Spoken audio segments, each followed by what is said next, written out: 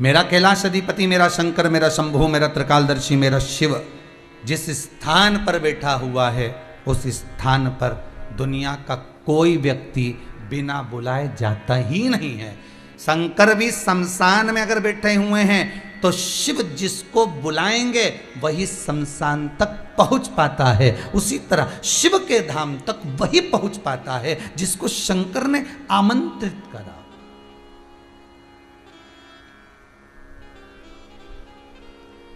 अगर ये वेश्या संपूर्ण दुनिया छोड़कर उज्जैनी पहुंची है, महाकाल की नगरी में पहुंची है, तो समझ लो इसको शंकर ने कुछ करुणा करने के लिए बुलाया है, शिव ने इसको कृपा करने के लिए बुलाया है। और ये वेश्या, इसको नहीं मालूम कि सावन का महीना है। अब संत आए माँ छिपरा के घाट पर, और संत छिपरा के घाट पर बैठकर थोड़ी स्नान कर कर तब साधना में लग गए। अब संत तो संत है, साधु तो साधु है, तपस्वी तो तपस्वी है, साधक तो साधक है, उपासक तो उपासक है। जब आपको कथा में पहले भी कहा, क्रीम की चमक कुछ दिन की होती है पर अच्छे कर्म की चमक जीवन भर की होती है, जीवन भर।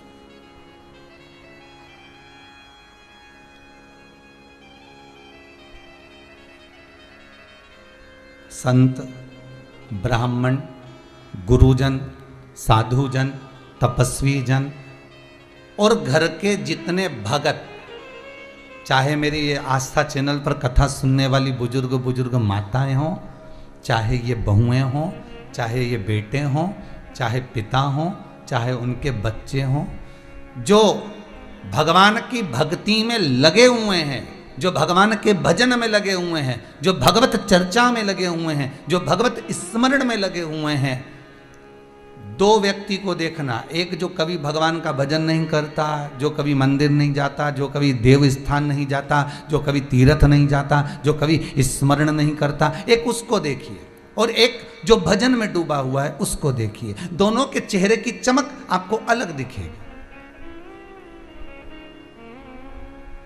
गुरु के चेहरे की चमक अलग दिखेगी, संत के चेहरे की चमक अलग दिखेगी, साधक के चेहरे की चमक अलग दिखेगी, ऋषि के चेहरे की चमक अलग दिखेगी। जो तपस्या में लीन है, तपस्या में जो साधक लगा हुआ है, तप साधना में जो डूबा हुआ है, उसके चेहरे की चमक अलग दिखेगी।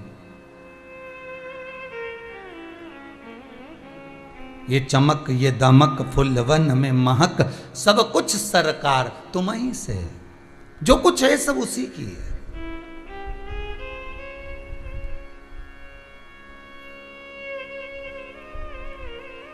किसी ने सूरज से पूछा, ये सूर्यदेव, आप में जो चमक है कहां से आई है? सूर्य कहता है ये चमक मुझे चंद्र ने दी है। चंद्र से पूछा जाए कि आपके पास में ये चमक कहां से आई, तो कहा जब मुझे शंकर भगवान ने अपने मस्तक पर धारण करा, अपनी जटाओं की शोभा बढ़ाने के लिए मुझे मस्तक पर जब बिछाया, जब मुझे विराजमान करा, जब बिठाया गया, बस उस शंकर की जटा में जो गंगा विराज रही है, उस गंगा की धार की चमक चंद्र कहता है मुझ में आ जाती है, और वो चमक मुझे सूर्य को देना पड़ती है। कभी मुझ में चमक कम होती है तो सूर्य मुझे प्रदान कर देता, सूर्य मुझे दे देता।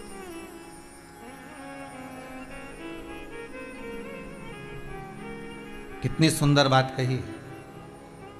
चंद्र जैसी बात आपकी बुद्धि में कभी नहीं आ सकती, मुझे ऐसा लगता है, मुझे ऐसा लगता है।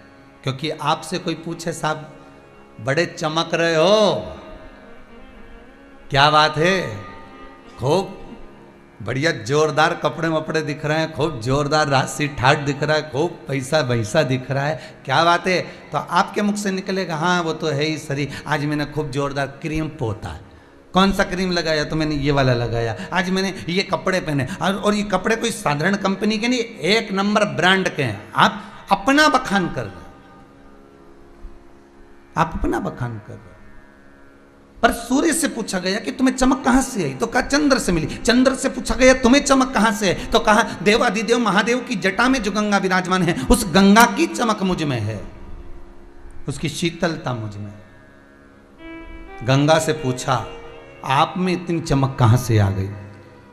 आप में इतनी चमक कहां से आ गई? गंगा कहती है, ये चमक अगर मुझे मिली है तो देव अधिदेव महादेव के पास से प्राप्त हुई है। देव अधिदेव महादेव से पूछा गया कि आपके पास इतनी चमक कहां से आ गई?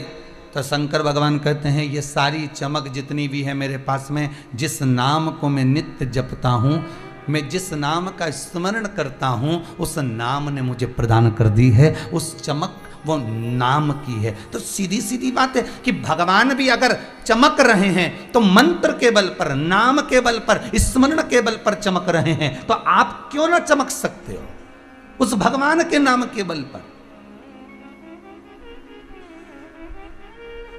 उस भगवान के स्मरण के बल पर क्यों नहीं चमकोगे? मनुष्य कभी नहीं कहता कि ये चमक जो मुझे मिली है ये भगवान की कथा से मिली है, ये भगवान की कृपा से मिली है। आज अगर मुझे 2 रोटी मिल रही है तो उसकी कृपा से मिल रही है। आज मैं अगर इतना दुख झेलने के बाद भी अगर मैं साध कर खड़ी हूँ, इतनी तकलीफ झेलने के बाद भी अगर परमात्मा, अगर मैं यहाँ खड़ी हूँ, आज अगर इतना दुख झेलने के बाद भी अगर मैं यहाँ पर बैठी हूँ, अगर इतना दुख झेलने के बाद भी अगर मैं आस्था चैनल पर शिव महापुराण की कथा सुन रही हूँ, इतना दुख झेलने के बाद भी अगर मैं कथा का स्मरण कर रही हूँ, तो समझ लेना ये शंकर तुमको चमका रहा है, तुम्हें चमक प्रदान कर रहा है कि ये तुम्हें वहां साध कर बिठा रखे, वहां तक छोड़।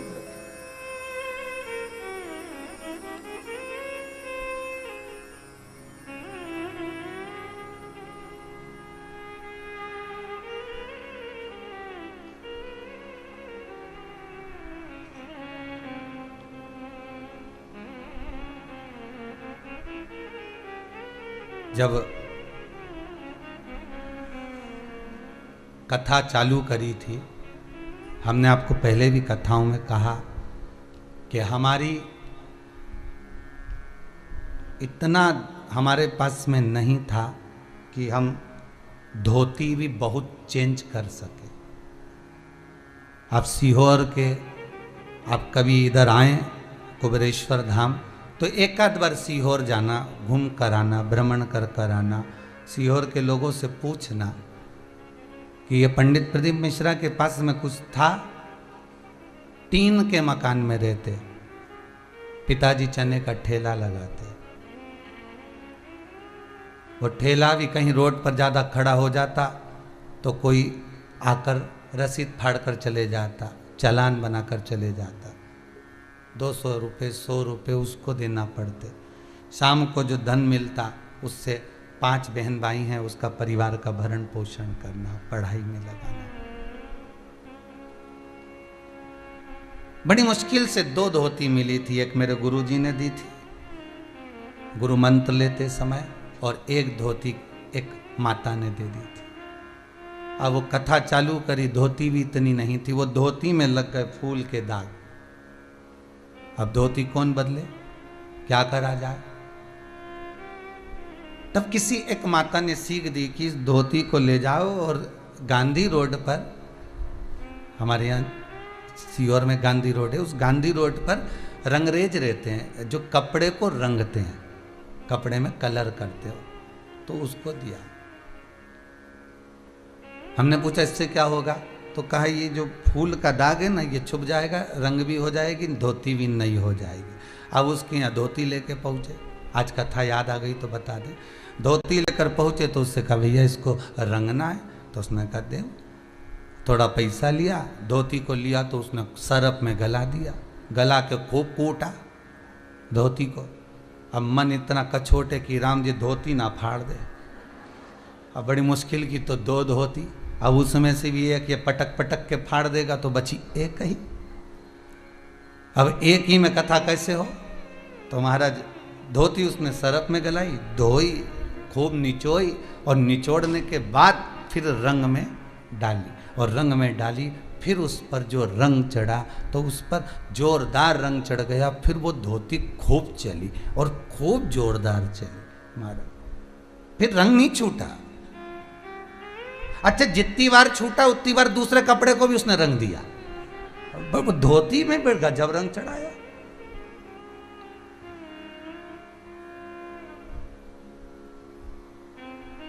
अब जिस कपड़े के साथ वो धोती धो उस कपड़े में रंग चढ़ा देती थी। आज वो धोती याद आ गई तो ये जीवन भी हमारा ऐसा ही है।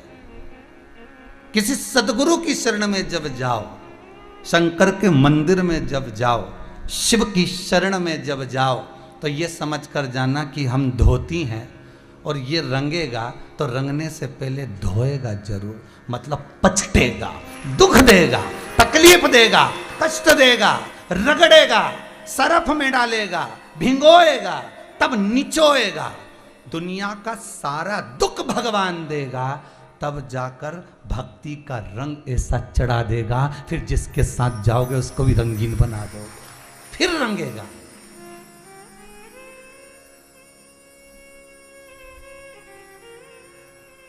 गुरु होता ही ऐसा, परमात्मा होता ही ऐसा।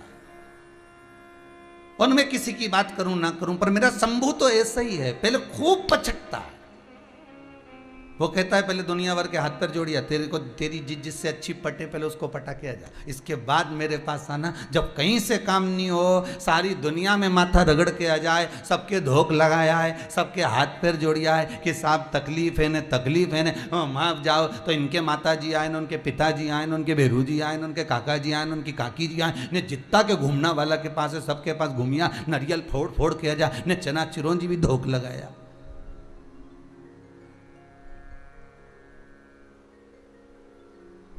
अच्छा एक बात बताओ रे भाई, सबको सारा देवी देवता आता है पर किसी को शंकर जी क्यों नहीं आता रे?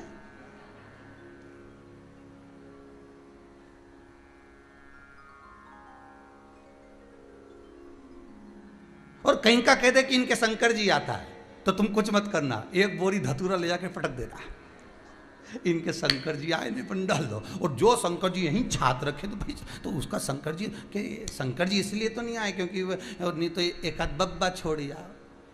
शंकर जी को ये ढोंग पसंद नहीं है, शंकर जी को प्रपंच पसंद नहीं है। मेरे शिव को ये सब ये गलत गलत लीलाएं जो दुनिया के लोग कमाने के लिए कर रहे हैं, ये मेरे शिव को प्रिय नहीं है। मेरे शंकर को तो एक प्रिय है। शिव कहते हैं जिस मस्ती में मैं रहता हूँ, राम नाम कृष्ण नाम में, नारायण की भक्ति में मैं डूबा रहता हूँ। शिव कहते हैं उस भक्ति में तुम डूब जाओ। एक बार तुम्हारा कपड़ा, ये दिल, ये हृदय, ये चित्त, ये मन एक बार रंग दिया जाए, और जिस पर शंकर की भक्ति का रंग चढ़ जाता है, ये आस्था चैनल के माध्यम से जितने लोग कथा सुन रहे हो, आपके ऊपर जो शंकर की कथा का साल 2 साल में 4 साल में जो रंग चढ़ा, ऐसा चढ़ गया कि कपड़े का असर, तुमने एक बार कथा सुनी, पति से कहा जरा 15 मिनट सुनो तो सही, कपड़े का असर, रंग का असर उसको भी हो गया। अब तो वो खाना खाने भी आए तो कथा के टाइम पे आए, 2 बजे आऊंगा दुकान पे से, कथा भी सुन लूंगा,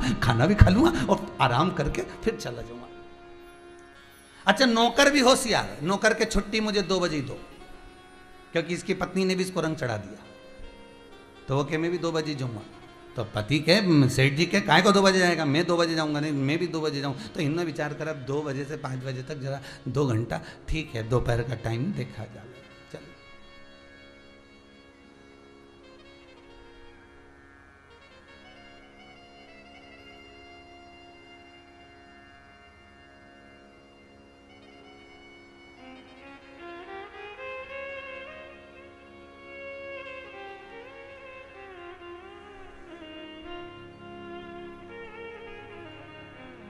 बंगाल के दुर्गापुर, आप लोग कभी आपके रिश्तेदार रहते हो तो पूछना उनको फोन लगाकर कि ये कथा के चक्कर में पूरे मार्केट वालों ने समय चेंज कर दिया। कभी आपको मौका मिले और कोई आपका बंगाल में दुर्गापुर में कोई, आप पता करें ना, बूढ़े जी बोले हमने मालूम करा है, तो कभी पता करिएगा बंगाल के दुर्गापुर, पूरे उस दुर्गापुर क्षेत्र में जहाँ कितनी दुकानें होंगी, लगभग कि दुकानों का मैं वर्णन नहीं कर सकता, लाखों दुकानें होंगी, उन्हें समय चेंज कर दिया।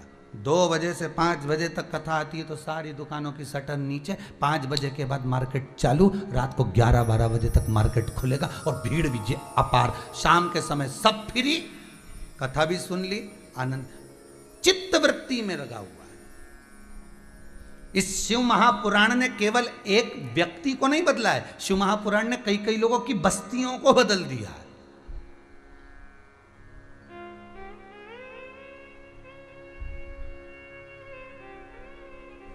शंकर की कथा का अनुमोदन करो तो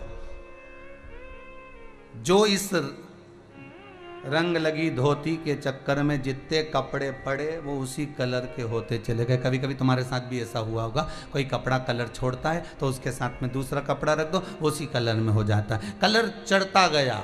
शंकर के भगत होते ही ऐसे हैं, शिव के उपासक होते ही ऐसे हैं, शंकर का अनुमोदन करने वाले होते ही ऐसे हैं। जो शिव भक्ति में एक बार लग गया उसको देखकर दूसरा रंग चढ़ता चले जाता है, दूसरे को तीसरा, तीसरे को चौथा, चौथे को पांचवा, वो रंग चढ़ रहा है। वैश्या के साथ यही हुआ। अभी तक नहीं जानती थी कि संत क्या होते हैं, अभी तक नहीं जानती थी कि ऋषि क्या होते हैं। अब जितनी सुंदर ये थी उससे ज्यादा सुंदर ऋषि और संत थे जो उज्जैनी में छिपरा के तट पर श्रावण के महीने में श्रावणी करने के लिए पधारे थे।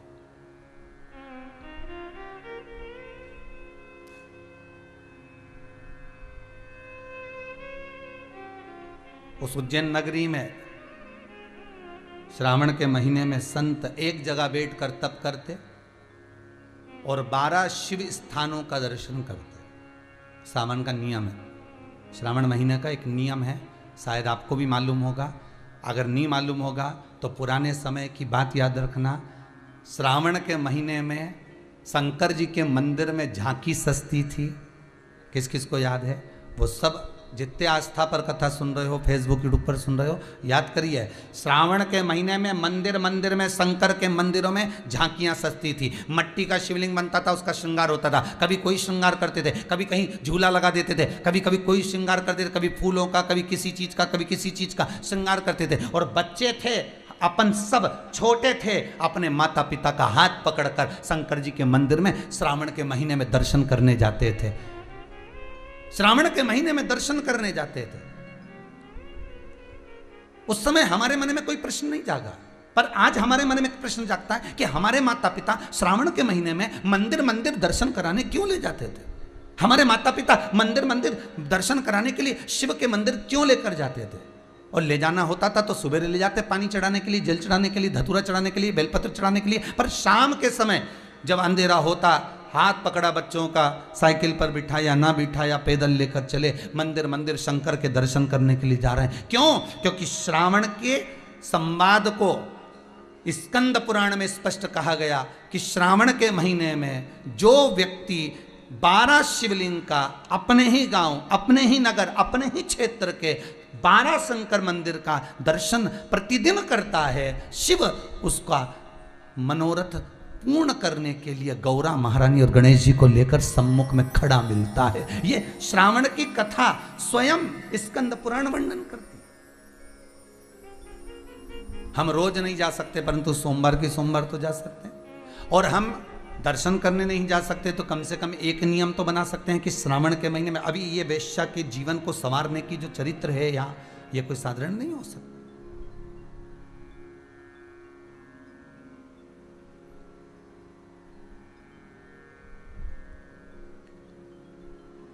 आज वैश्या से ज्यादा सुंदर संत, साधु, तपस्वी, साधक, उपासक, ये बाहर की सुंदर थी, वो भीतर के सुंदर थे। उनकी चित्तवृत्ति भक्तिमय थी, उनके भीतर शिव बसा हुआ था, शंकर।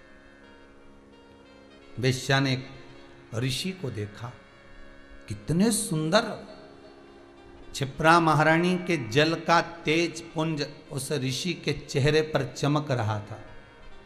ऋषि के चेहरे, तपस्वी के चेहरे पर चमक रहा। वैश्या ने विचार करा, इतना सुंदर है ये पुरुष, इतना सुंदर, क्यों ना मैं इसके करीब में जाऊं? गलत विचार रखकर। वैश्या की दृष्टि में वो पुरुष है, ऋषि नहीं। संसार के ऐसे कई लोग हैं, कई लोग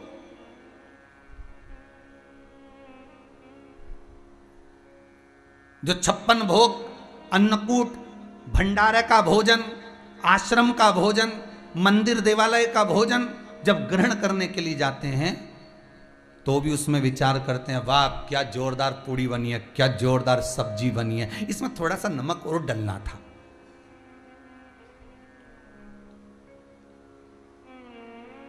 सब्जी अच्छी बनी पर थोड़ा नमक डलना था। आश्रम में भोजन अच्छा बना पर तो थोड़ी दाल और कट्ठी कर देना थी। भंडारे में पूड़ी बनी, थोड़ी पतली कर देना थी, मोटी हो गई। 56 भोग का प्रसाद लेने जा रहे हो और मन में आ रहा है बस ये लड्डू बहुत जोरदार बना, इसमें खीर में थोड़ी सी शक्कर कम रह गई। तो आप में और उस वेश्या में क्या अंतर रह गया? वेश्या ऋषि को ऋषि नहीं देख रही है, वेश्या क्या कह रही है? कितना सुंदर पुरुष है। भगवान का प्रसाद जब हम खाएं, हमारे भीतर ये भाव नहीं आना चाहिए कि ये लड्डू है कि नुक्ती है कि सेव है कि पूड़ी है कि सब्जी है कि पकोड़ा है कि खिचड़ी है। हमारे भीतर यह नहीं आना चाहिए। हमारे भीतर तो ये आना चाहिए कि भगवान का प्रसाद, अर्थात भगवान का प्रसाद मतलब भगवान का साक्षात दर्शन हमारे भीतर उतर रहा। हम भगवान को अपने भीतर उतार रहे। प्रसाद का मतलब ही क्या होता है? प्रसाद, प्रभु का साक्षात दर्शन, वही प्रसाद। एक एक शब्द को अगर आप समझोगे ना तो जीवन का आनंद पा जाओगे। कई लोग आकर कहते हैं गुरुदेव हमारे ऊपर बहुत कर्जा है, बहुत कर्जा है गुरुदेव, कोई उपाय बताओ ना कर्जा चुकाने के लिए। तो इतना करे ही काय को? अब उसमें गुरु जी क्या करें? कर्जा का नाम ही धीरे धीरे पढ़कर देखो, कर जा, धीरे धीरे पढ़ के देखो। गुरुजी से पूछने की जरूरत नहीं है, उस नाम में ही सब कुछ छुपा है। कर जा। किसके लिए कर? अपने परिवार के लिए। मकान बना लो, गाड़ी बना लो, फैक्ट्री लगा लो, ये कर लो, और कर करके जा, वही तो कर जा। किसके लिए करा? कभी गुरुजी के लिए तूने कर्जा करा? अरे बोल तो सही। कभी किसी मंदिर का निर्माण करने के लिए तूने कर्जा करा? कभी कहीं तीर्थ व्रत का आनंद करने के लिए ब्राह्मण भोज, साधु भोज, संत भोज, सन्यासी भोज, तपस्वी भोज, साधक भोज के लिए कर्जा करा? नहीं। कर किसके लिए करा? पत्नी के लिए। किसके लिए करा? बच्चों के लिए। मैं फैक्ट्री लगाऊं, मैं दुकान लगाऊं, मैं ये करूं, मैं थोड़ा लोन लेके मकान बना लूं। किसके लिए बना रहा? गुरुजी के लिए। किसके? कर फिर जा। उसी का नाम, अरे बोलो रे, जितने आस्था पे सुन रहे हो बोलो, उसी का नाम कर जा। कर करके कितई कर जाना, कितई। चाहे छोरों के लिए कर लो, चाहे छोरी के लिए कर लो, चाहे दामाद के लिए कर लो, चाहे पति के लिए, चाहे पत्नी के लिए, चाहे भाई के लिए, चाहे कुटुंब के लिए, कभी कर्जा। तुम दुनिया का सारा लोन तुम्हारे माथे ले लेके तुमने तो बना दिया, बाद में चुकाएगा कौन? गया।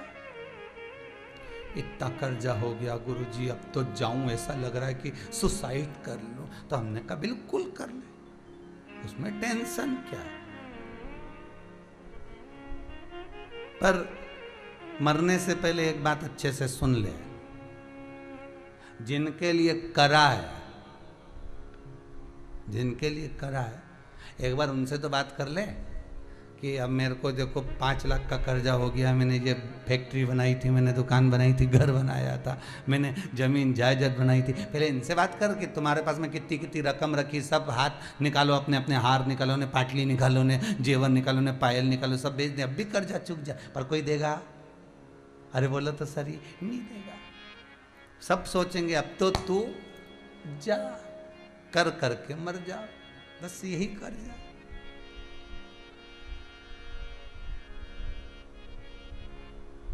शिव कहते हैं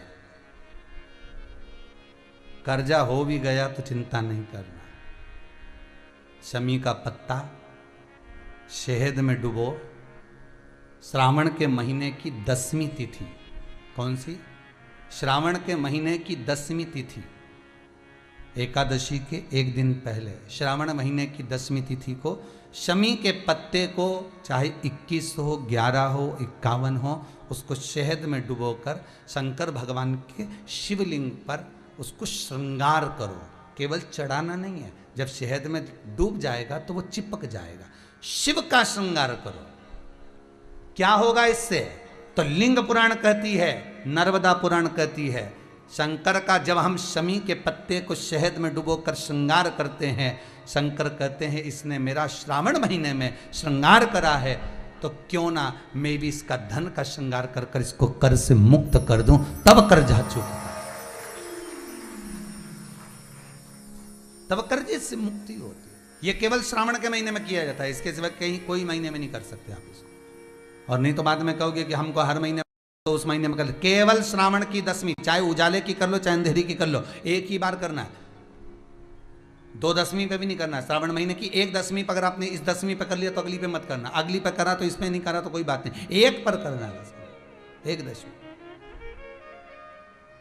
कितना भी कर जाओ, कितना भी लोन चढ़ा हुआ है, भगवान अब उसके भरोसे पर छोड़ दो कि हमने कुबेर भंडारी के भरोसे पर छोड़ दिया, हमने कुबेरेश्वर महादेव के भरोसे पर छोड़ दिया, हमने तो शिव को दे दिया। पर विश्वास रखकर, भरोसा रखकर, यहाँ ये पूरे आप कुबेरेश्वर धाम में कभी भी आओगे ना, तो यहाँ कोई बाबा जोगी घूमता नहीं मिलेगा। यहाँ तो हम भी नहीं मिले तुमसे, टाइम ही नहीं इतना कि तुमसे मिले। राम नाम जपें कि तुमसे मिले, भगवान का भजन करें कि तुमसे मिलते फिरे। और कई लोग तो अंदर पत्र भी भेजते हैं, श्रीमान जी आए हैं, जरा 5 मिनट मिल लो। हमने कहा कुबेरेश्वर जी से मिला दो। हमारे पास आए क्या मिलने? तो कुबेर भंडारी से आए। हमसे मिलने आओ तो बात दूसरी, कुबेरेश्वर महादेव से मिलने आयो। अपना दुख, अपनी तकलीफ, अपना कष्ट, अपना रोग, अपनी बीमारी, अपनी बात हमसे मत कहो। इस भूमि पर खड़े होकर जो बोलोगे वो उससे कहो। हमारे दुख तो वो काटता है, तो हम किसी के दुख काट सकते हैं क्या? नहीं, दुख वो काटेगा, तकलीफ वो मिटाएगा, कष्ट वो काटेगा, उससे कहो।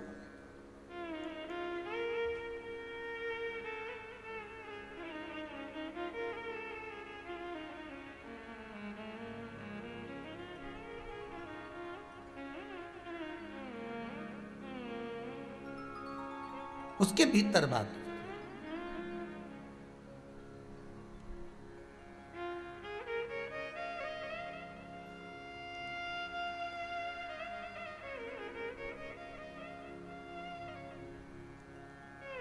बस वेश्या की चित्तवृत्ति में उतर गया वो ऋषि का स्वरूप। उसने कहा ये पुरुष बड़ा सुंदर है, उसको ऋषि नहीं दिख रहा।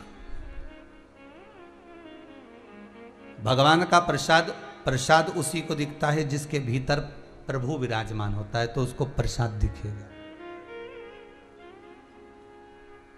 जिसके भीतर प्रभु नहीं उसको प्रसाद कहां दिखेगा? एक कितना सुंदर बात कही। एक पति पत्नी का जोड़ा गुरुजी के यहाँ कथा सुनने जाता था। खूब कथा में गया, खूब कथा में। गंगा जी के घाट पर गुरुजी रहते थे और गंगा जी के घाट पर वो कथा सुनने के लिए जाता। खूब कथा सुनते।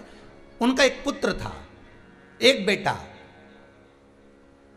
4 बेटे में से एक बेटा ऐसा था जिस बेटे के पांव विकलांग थे, बस घुटने के बल रगड़ कर चलता था। होते हैं कई लोग, आपने भी देखा होगा, उसके पांव खराब थे दोनों।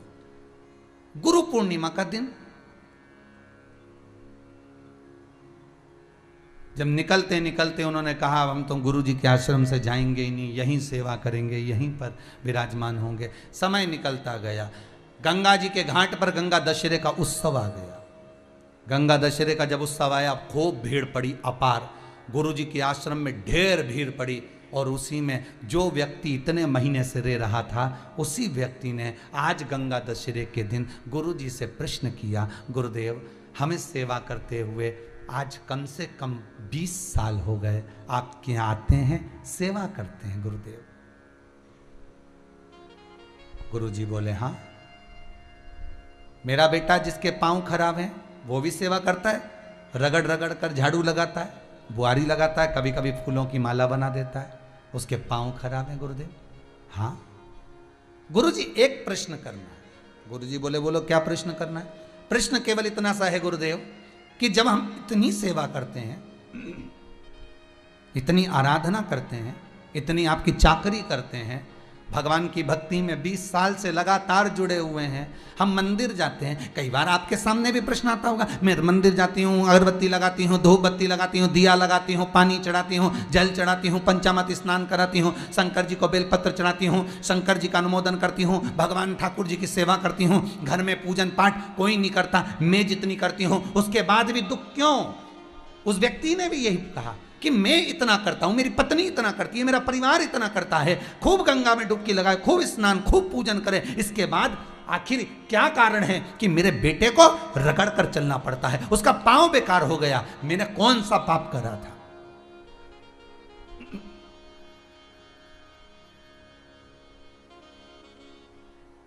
मैंने पाप कौन सा करा गुरुदेव? गंगा के घाट पर आज गंगा दशहरे का दिन है गुरुजी, सत्य बताना कि मैंने कौन सा पाप करा कि मेरे बच्चे को रगड़ रगड़ कर चलना पड़ रहा है, उसका कारण क्या है?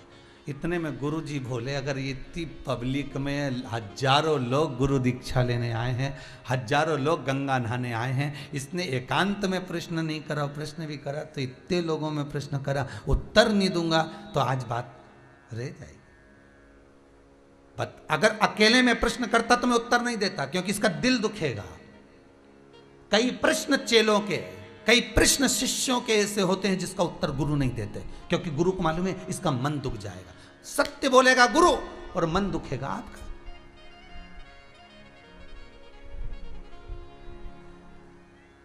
कई बार ऐसा हुआ कि गुरु सत्य नहीं बोल पाया, इसलिए मौन हो गया, बोल ही नहीं सका। पर आज इतने लोगों में इसने प्रश्न किया, उत्तर तो देना पड़ेगा। गुरुजी ने कहा, बात सुन ले अच्छे से, ये तेरे कर्म का भोग नहीं है, ये इसके कर्म का भोग है। जिसके कर्म का भोग जिसको भोगना पड़ता है, किसी दूसरे को नहीं। ये पूर्व समय में एक किसान का बेटा था, ये गांव में रहता था, किसान का बेटा था, बड़ा सुंदर था, बड़ा ज्ञानवान था, बड़ा विद्वान था, किसी चीज में कमी नहीं थी, बड़ा सुंदर, पूरा शरीर अच्छा दिया था भगवान ने इसको। फिर इसके पिताजी खेत में काम करते, माँ इसको रोटी का 2-4 रोटी बनाकर पिताजी के लिए देती, थोड़ा सा अचार रख देती, भोजन सब्जी रख देती, इसको दे देती, सिर पे रख के जाता, पिताजी को भोजन देकर आता। जी गुरुजी। फिर गुरुजी ने कहा, एक बार माँ ने रोटी बनाकर रखी, इसको दी, इसने ले जाकर खेत में रख दी, किसी मित्र से बात करने चला गया, पिताजी को बोलना भूल गया कि भोजन रखा है।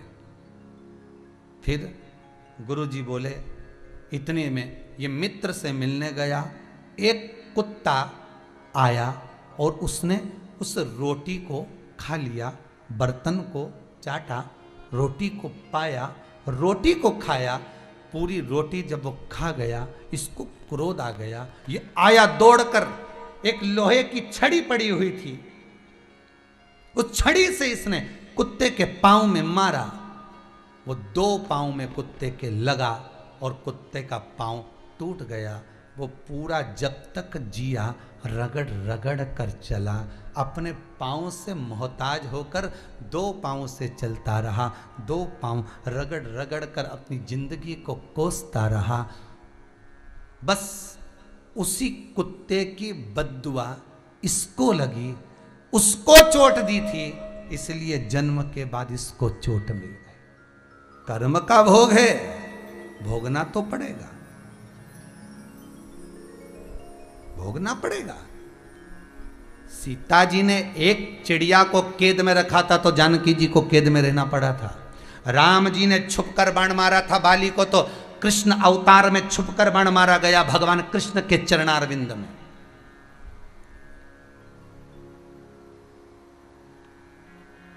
रोना तो पड़ेगा, कर्म है, भोगना पड़ेगा। दुख आया, कोई बीमारी आ गई, कोई रोग आ गया, किसी पर दोष मत देना कि इसने कुछ कर दिया होगा, इसने कहीं टोना कर दिया होगा, कहीं टोटका कर दिया होगा, कहीं ऐसा कर, किसी पर दोष मत दो, किसी पर नहीं। दोष किसका है? अपने कर्म का, जो ऊपर से पुराना कर कर आए हो वो तो भोगना पड़ेगा। इसलिए बार बार कहते हैं मत बुरे कर्म कर बंदे वरना पछताएगा, भगवान की आंखों से तू बच नहीं पाएगा, तू बच नहीं पाएगा। इसलिए बार बार कहते तेरा क्या होगा रे। देखो अब की बार तो हम बोले ही नहीं, तुम सबने बोल दिया। तेरा क्या होगा कालिया। कर्म का भोग है, भोगना पड़ेगा। अच्छा करोगे अच्छा मिलेगा। अगर करेले का बीज बोगे तो करेला ही मिलेगा, नीम का बीज बोगे तो नीम ही मिलेगा। और अगर तुम प्रेम का आनंद का बीज बोगे तो प्रेम और आनंद ही मिलेगा। ये वो फसल है जो आपको काटना है, आज नहीं कल काटना है। अच्छा कर कर चलोगे अच्छा प्राप्त होगा।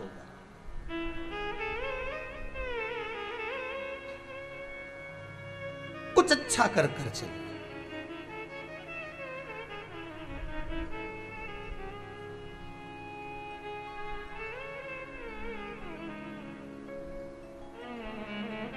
बस नेक कर्म की ओर अग्रण्य होते चलिए। अच्छा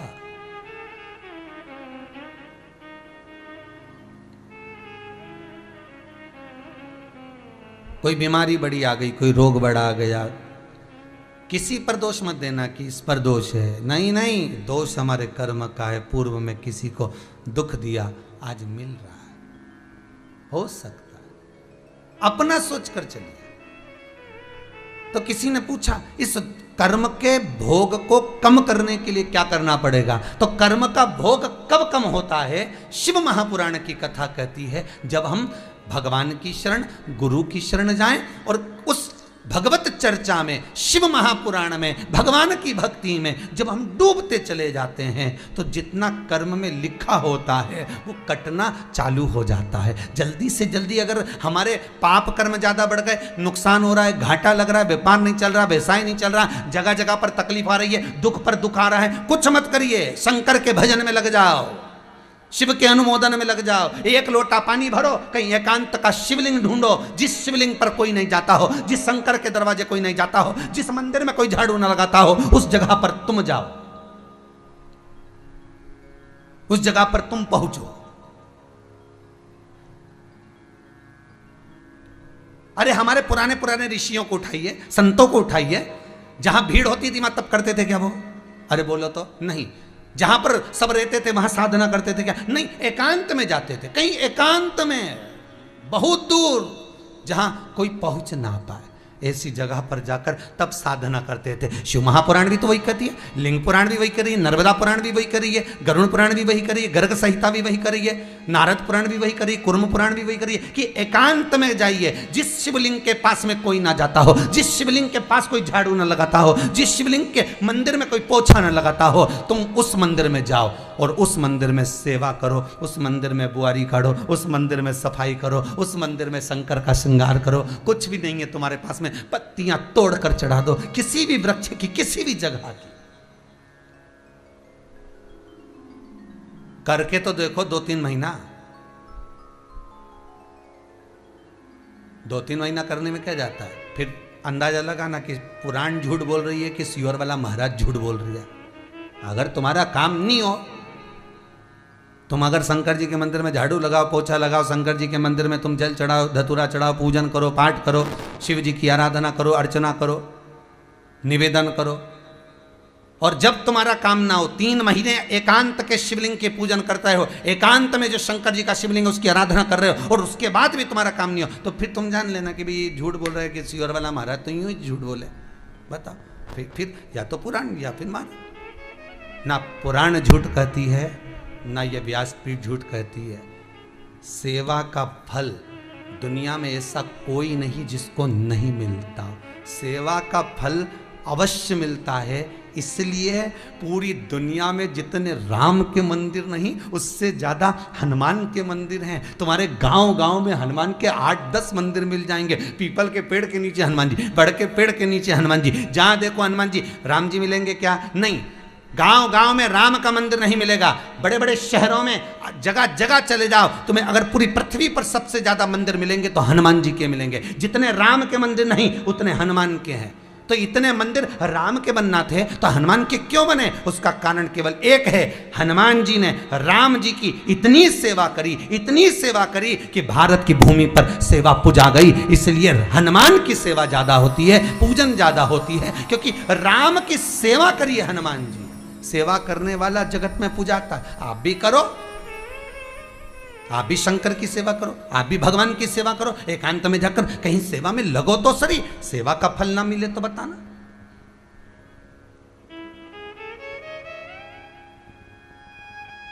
सेवा कर कर तो देखो। सेवा करना नहीं चाहते हम, तो बस इतना चाहते हैं कि कहीं का ऐसा महाराज मिल जाए जो ऐसी बूटी घुमाए और हंडा निकल के बाहर आ जाए, सोने की मुद्रा मिल जाए। बस ऐसा कहीं का महाराज मिल जाए। तो ऐसा महाराज तो सीहोर में नहीं मिले रे, सीधी बात हो। तुम बाकी के यहाँ तो एक ही महाराज है, वो कुबेरेश्वर महाराज है, उसका नाम ही कुबेरेश्वर भंडारी है। बस आए, नमन करी, शिव कथा सुनी, आनंद लिया, आस्था पे सुनी, मोबाइल पे सुनी, दिल से सुनी, और ये विचार कर कर सुनना कि हम हमारा टाइम पास नहीं कर रहे। नहीं तो कई लोग इस विचार में, खोल लो महाराज जी आ रही है टाइम पास। तो टाइम पास करने के लिए तो वो डोरेमोन लगा लो।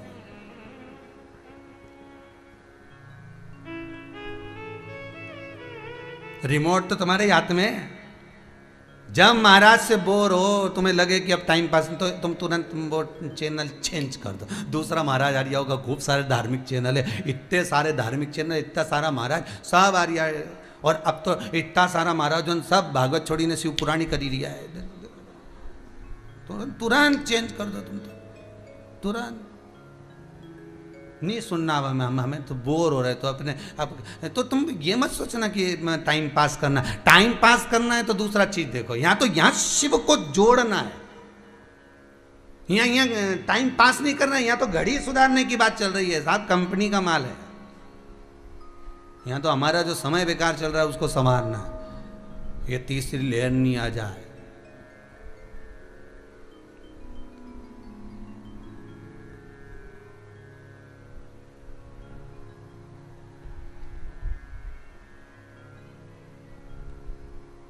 एक पत्नी छत के ऊपर झूला बनवाई, उस पे झूल रही थी। बाजू वाले के यहाँ पर गाना चल रहा था, आया सावन झूम के। इसकी झूले की कुंडी टूट गई, छत से नीचे। ऊपर वाले को देखा तो भजन चल रहा था, आया सावन झूम के।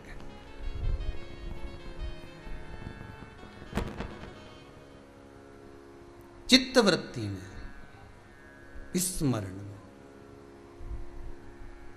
शिव से केवल एक संबंध जोड़ दो। आप उसको दिल से कुछ कहने का प्रयास करिए। अभी बहुत भीड़ चल रही है सावन के महीने में, तो मंदिरों में खूब। अभी तो फिर भी कम है, अभी तो कावड़ वावड़ नहीं जा रही है, नहीं तो कावड़ की यात्रा निकले से तो कितनी भीड़ रहे। और काशी में, उज्जैनी में कितनी कावड़ आए। शंकर भगवान खूब बेलपत्री में, धतूरे में सब दबे दबाए। यहाँ तो फिर भी उज्जैनी में तो शिवलिंग बड़ा है तो दर्शन हो जाए, काशी में तो छोटे, और ऊपर से सब बेलपत्री सब सामान चढ़ा हुआ। और कावड़ वाले कावड़ लाला के जो पानी चढ़ाए जाए, वहीं का गंगा जल भर लिए चढ़ाओ, और दूर दूर से लाए चढ़ाए जाए। पार्वती जी कई बार शंकर जी से भी कहती हैं, प्रभु कैसे हो? शिव जी बोले चुपचाप बैठी रहे, चढ़ा रहा।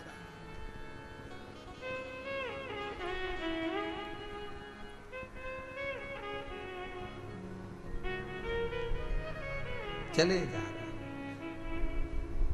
मेरा खोई गयो भोलानाथ मिला कावड़ में, मेरो खोई गयो भोलानाथ मिला कावड़ में, मेरो खोई गयो भोलानाथ मिला कावड़ में, मेरा खोई गयो भोलानाथ मिला कावड़ में। ओ कावड़ में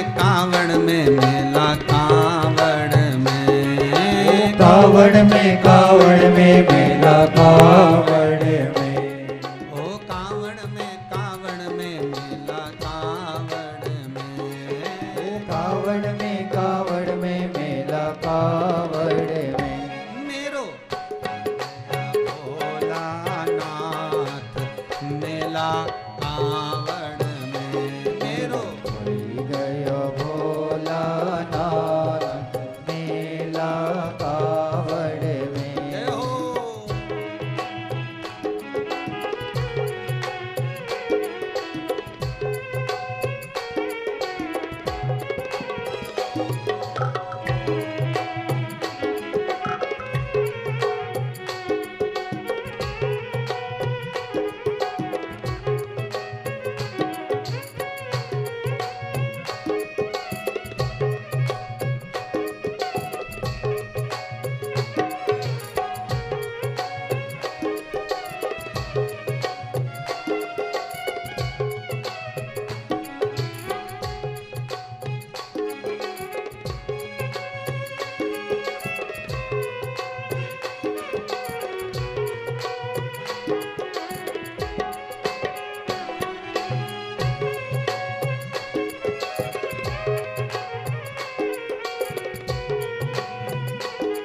भाव से, बड़े प्रेम से, आनंद से, भाव से।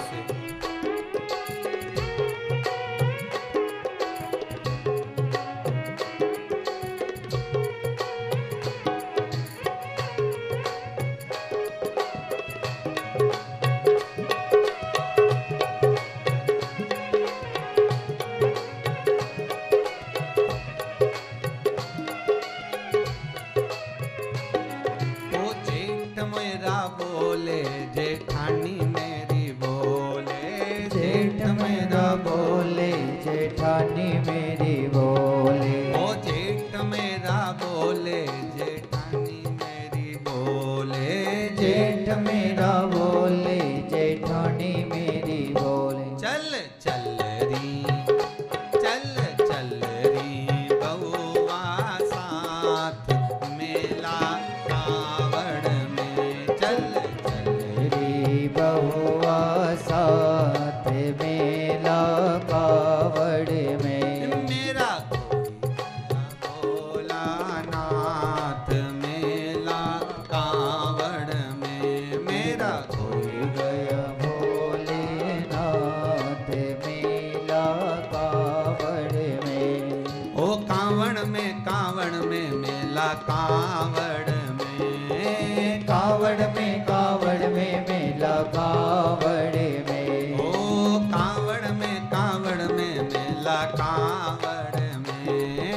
कावड़ में, कावड़ में मेला कावड़ में।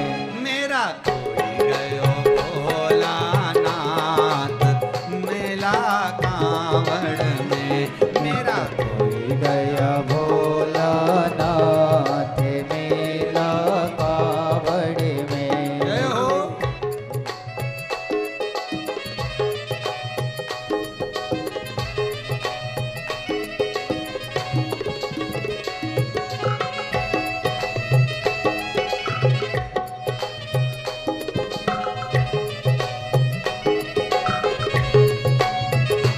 ओहो।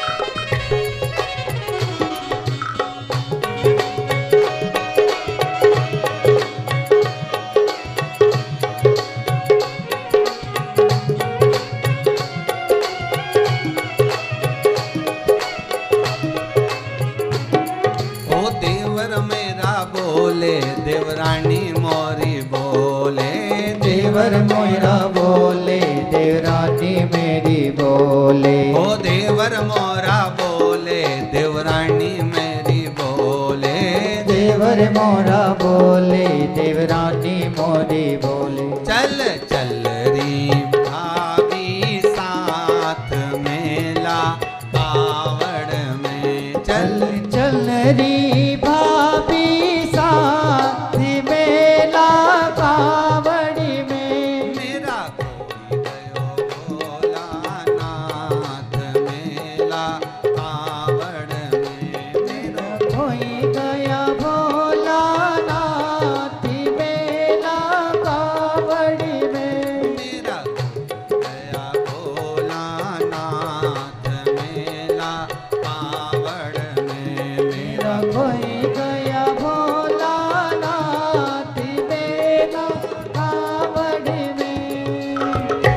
भगवान शिव की कथा कह रही है। ओगड़दानी त्रिकालदर्शी कैलाशी शिव की कथा कर रही। वैश्या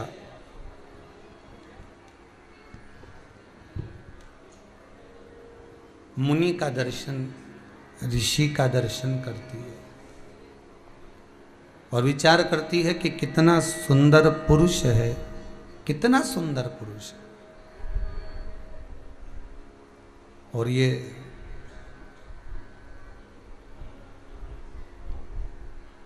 क्यों ना मैं इसके साथ में रहूं। गई और जाकर ऋषि के सम्मुख में जैसे ही पहुंची है, उस मुनि के सामने, ऋषिवर के सामने जैसे ही पहुंची,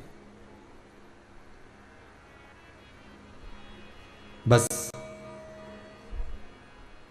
जाकर कहा, आप बड़े सुंदर पुरुष हो।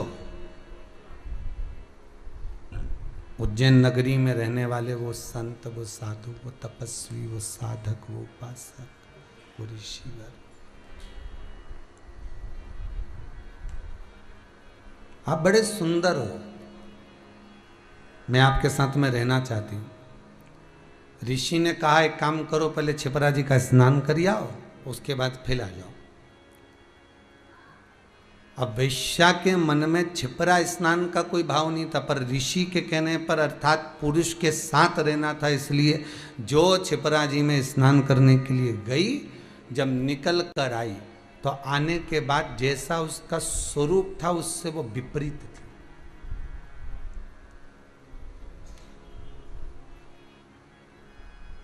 वस्त्र, रंग, रूप, सुगंध सब चेंज हो गई, सब बदल गए, सब कुछ बदला हुआ है, सब कुछ। अब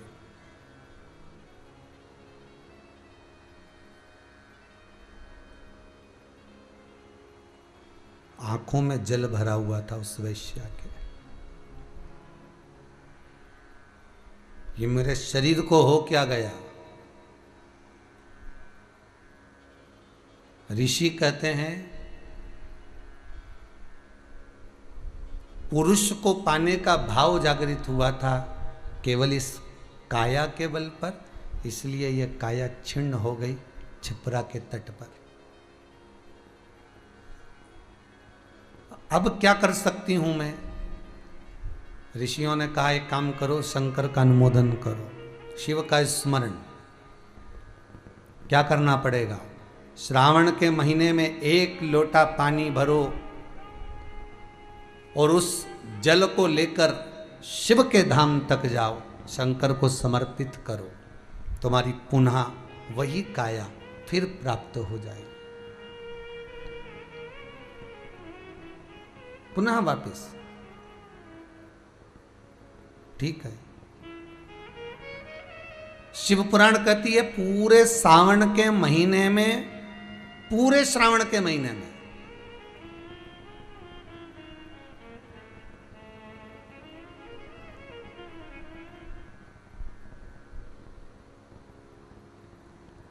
पूरे श्रावण के महीने में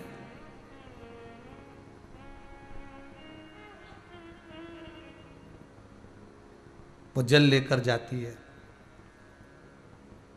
और पूरे श्रावण के महीने में जब वो जल लेकर चली है और उस जल को शिव को समर्पित कर रही है, पूरे श्रावण के महीने में,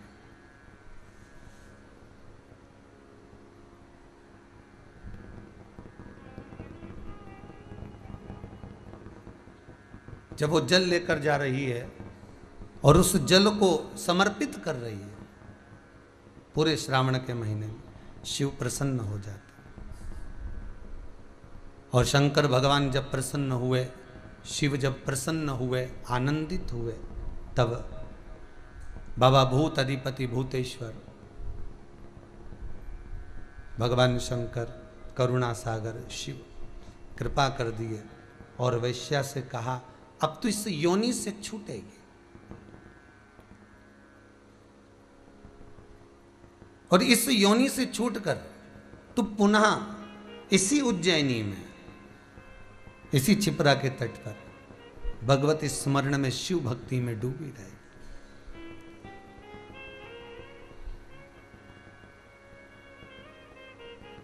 शिव भक्ति में डूबना, शंकर की शरणागति प्राप्त करना, शंकर के चरणारविंद तक पहुंचना, महाराज ये शिव ही कर सकता। एक बात बहुत ध्यान से सुनिएगा,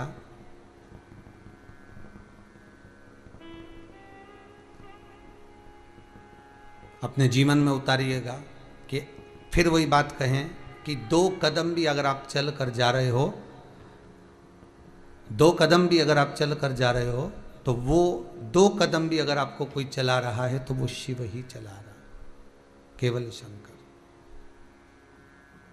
शिव के सिवा कुछ। महाराज सती मैया माता प्रसूति के गर्भ से जन्मी। माता प्रसूति के गर्भ से जन्मी और सती मैया जब प्रसूति माता के गर्भ से जन्मी और जन्म लेने के बाद माता सती शिव की आराधना में एक तत्व लेकर बैठी थी कि मैं शंकर का गुणवाद करूं, शिव का स्मरण करूं, शंकर का अनुमोदन करूं। और सती मैया को शिव मिले। आप जो लक्ष्य बनाकर बैठते हो, शिव महापुराण की कथा कहती है जो लक्ष्य आपके भीतर होता है, जो लक्ष्य आप बनाकर चलते हो, उसके अनुसार शिव आपको मिलेगा जरूर। आप एक साध कर तो चलो। अभी आपको कहा था कि कहीं एकांत का कोई शिवालय देखकर उसकी पूजन अर्चना सेवा चाकरी आप अगर कर रहे हो, आराधना कर रहे हो, तो उसका कहीं ना कहीं तो फल मिलेगा, कहीं ना कहीं तो सुख मिलेगा।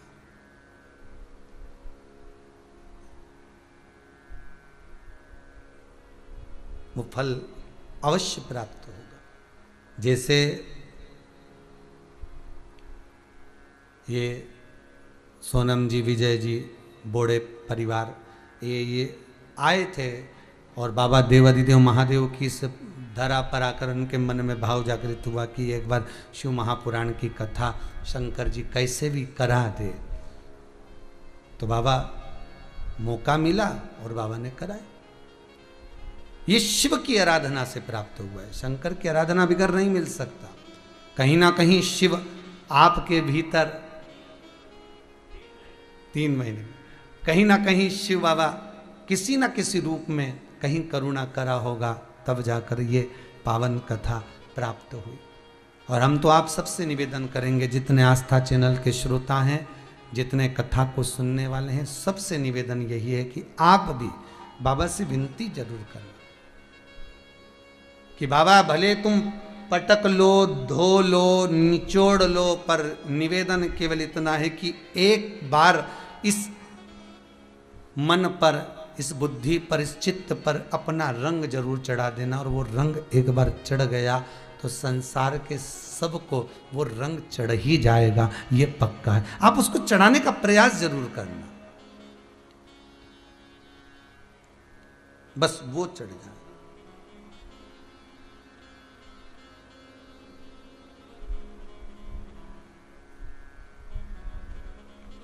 कोई एक माता जी कह रही थी, मैं भगवान से ये कहने आई हूं कि भगवान तू मुझे संसार में अगर लेकर आया है ना, अब मेरा निवेदन है भगवान मुझे तू रोने मत देना।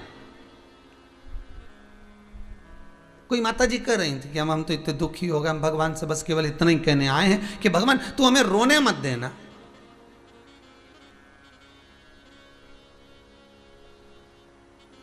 हमारा निवेदन केवल इतना सा है गुरु जी कि हम भगवान से बस इतना कह दें कि भगवान तू हमें रोने मत देना। तो हमने उनसे कहा तुम भगवान से ये मत कहो कि रोने मत देना, तुम तो भगवान से इतना कहो कि भगवान तेरे दरवाजे के बाद किसी के दरवाजे पर झुकने मत देना। तो बात खत्म, बात खत्म हो जाएगी।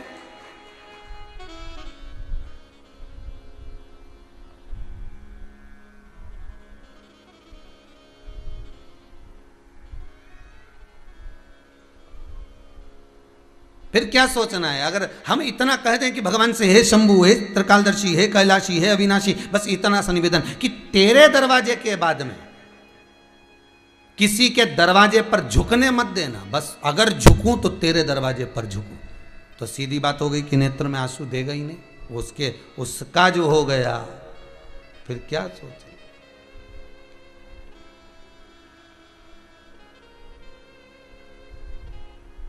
आज सवेरे हम बात कर रहे थे आकाश जी से, तो आकाश जी से हमने कहा कि शंकर हमारा, हम शंकर के। तो आकाश जी बोले, कहे कि गुरुदेव ये बताओ कि आप हमेशा एक ही बात कहते हो कि कुबेर भंडारी मेरा है, शिव मेरा है और मैं शंकर का। शंकर मेरा, मैं शंकर का। मैं गोवर्धन नाथ का, गोवर्धन नाथ मेरे। मैं ठाकुर का, ठाकुर मेरे। मैं राम का, राम मेरे। मैं कृष्ण का, कृष्ण मेरे। मैं शंकर का, शंकर मेरे। तो वो आकाश बोला कि गुरुदेव एक आध दिन भगवान आ गए और भगवान ने कहा, अगर तू कहता है कि मैं तेरा हूं तो रजिस्ट्री दिखा।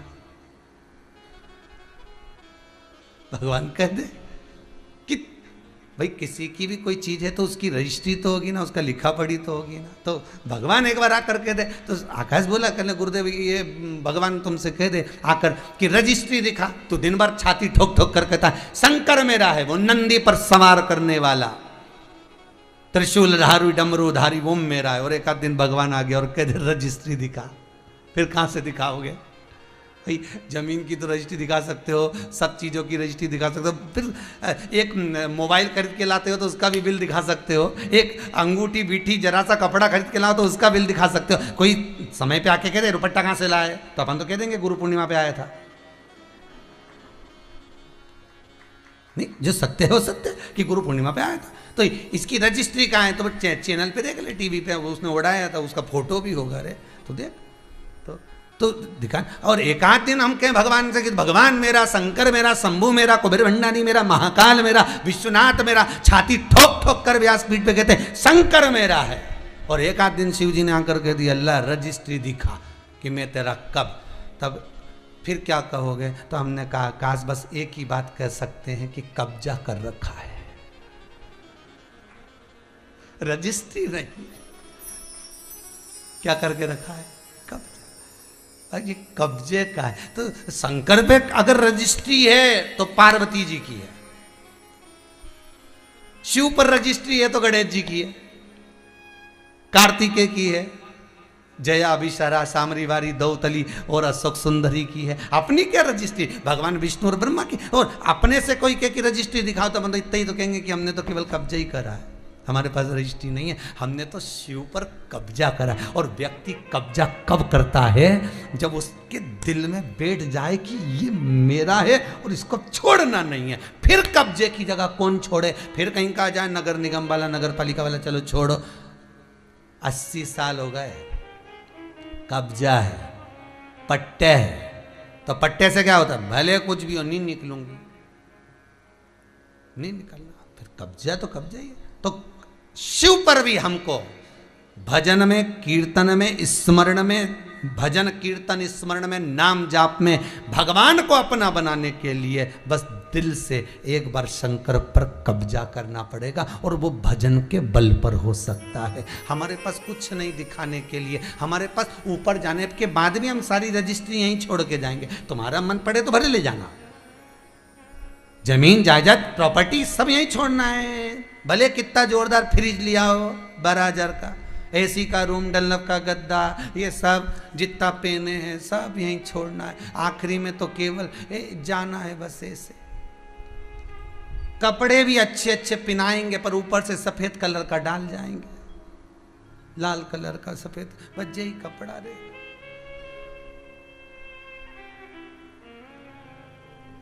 सब छोड़ना है यहीं, सारी रजिस्ट्री यहीं रह जाएगी, सब कुछ। पर शिव का स्मरण करा हुआ, भजन करा हुआ, कीर्तन करा हुआ, मंत्र जाप करा हुआ, नाम जाप करा हुआ, बस वो अकेला हमारे साथ जाने वाला, वो फिर नहीं छूटेगा हमारे, वो छूटेगा नहीं। सती मैया के मन में आ गया शिव मेरा है, मैं शंकर की, शिव का स्मरण करा, शंकर भगवान ने जान लिया कि विवाह हुआ है तो कहीं सदगुरु की शरण में चलना चाहिए, कोई सत्संग करना चाहिए। सती मैया को ले गए, सती मैया को लेकर पहुंचे कुंभज बाबा के आश्रम में। सती मैया का मन नहीं लगा, चित्त नहीं लगा। शिव महापुराण में एक बात कही थी, भले आप टीवी पर कथा सुन रहे हो, भले आप मोबाइल पर कथा सुन रहे हो, भले आप फेसबुक और यूट्यूब पर कथा सुन रहे हो, भले आप कुबेरेश्वर धाम में आकर कथा सुन रहे हो, तुम्हारी मर्जी पड़े जहां बैठकर कथा सुनो, पर कथा जितनी देर आप श्रवण कर रहे हैं उतनी देर आपके चित्त में, आपके मन में गलत सोच नहीं आना चाहिए। आपका ध्यान कथा में होता है, परमात्मा का ध्यान आप पर होता है।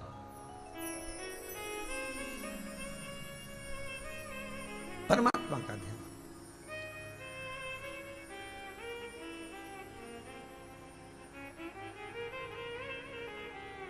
वो प्रकार आप लोगों ने भी पढ़ाई करी होगी, हमने भी करी। ऐसा रहता, उसमें नोक रहती है या पेंसिल उसमें भर देते हैं और उससे ऐसा पेज घुमा घुमा के उसको कस देते हैं। वो ऐसा रखते हैं,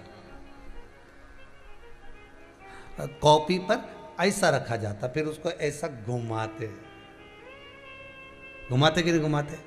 अरे बोलो तो, सबने करा है ना ऐसा घुमाए, वो घुमाते एक जैसा गोला बन जाता, बिंदु। वो जो नोक होती है ना, वहाँ चुभी रहती है और वो एक ही जगह पे रहती है और घूमती जाती। उसी तरह इस मन को, इस दिल को एक में लगा के रखो, बाकी की सब दुनिया में घूम के आ जाओ। दिल एक में लगा कर बैठ गए, चित्त एक में लगा कर बैठ गए, तो सृष्टि में कहीं पर भी घूम कर आओगे, परमात्मा उस जगह पर हाजिर मिल जाएगा। पर स्थान मत छोड़ना, जगह चित्त वृत्ति ना छूटी जाए, भगवान का भजन ना छूटे, उसका स्मरण ना छूटे। ये वस्तुएं, ये सामान, ये सामग्री, ये दौलत, ये सत्ता सब जाने वाली। जहां बैठे हो उस मन को वहां लगाना। हम तो यहां तक कहते हैं, यहां तक कहते हैं, होटल में जाओ तो दिल होटल में लगा लो, होटल में जाओ तो दिल होटल में लगाओ, खाने में लगाओ, बफेट में जाओ तो बफेट में लगाओ, शादी में जाओ तो थोड़ा रिश्तेदारों में लगाओ, और अगर सत्संग में आओ तो मेरे भोलेनाथ में लगाओ। दिल लगाना ना भूलिएगा। परमात्मा को थोड़ा समय जितना दे रहे हो, 3 घंटा, 2 घंटा, 2.5 घंटा, 1 घंटा, आधा घंटा, जितना हम भगवान को देना, उतनी देर भगवान में चित्त होना चाहिए, उतनी देर भगवान में मन लगाना चाहिए। पर ना जाने दुनिया के लोग कहाँ चले गए, वह मोबाइल ने सब हटा दिया। हर 15 मिनट में ऐसी याद आए ना, व्हाट्सअप खोल के बैठ जाए, फिर याद आए फिर बैठ। अरे चित्त लगाओ परमात्मा में, मन लगाइए।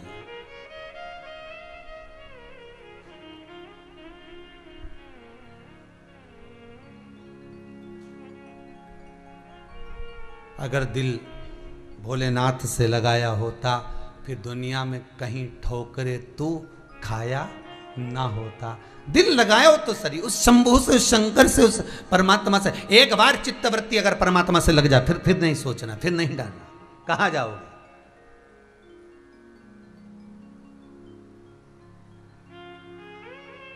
आप भगवान में चित्त लगाइए, भगवान में स्मरण में मन लगाइए। बहुत समय नहीं, हम तो कहते हैं जितना, यहां तो शास्त्र कहता है आधी में पुनि आज, इतना भी लगा लिया नहीं तो बहुत है। एक बार दिन भर में, सुबह से शाम तक एक बार मन में सोच लिया श्री शिवाय, अरे अच्छे से बोलो जितना टीवी के सामने, श्री शिवाय नमस्तुभ्यम, दिल से बोल लिया। शंकर जान गया मेरा अपना है, मेरा अपना। प्रतिदिन की हाजिरी लगाओ, क्या जाता है उसमें? श्री शिवाय नमस्तुभ्यम रोज बोलो, सुबह दोपहर शाम, खाते पीते, जागते उठते, बैठते सोते, जिस कर्म में डूबे उस कर्म में भी भगवान का भजन करते रहो।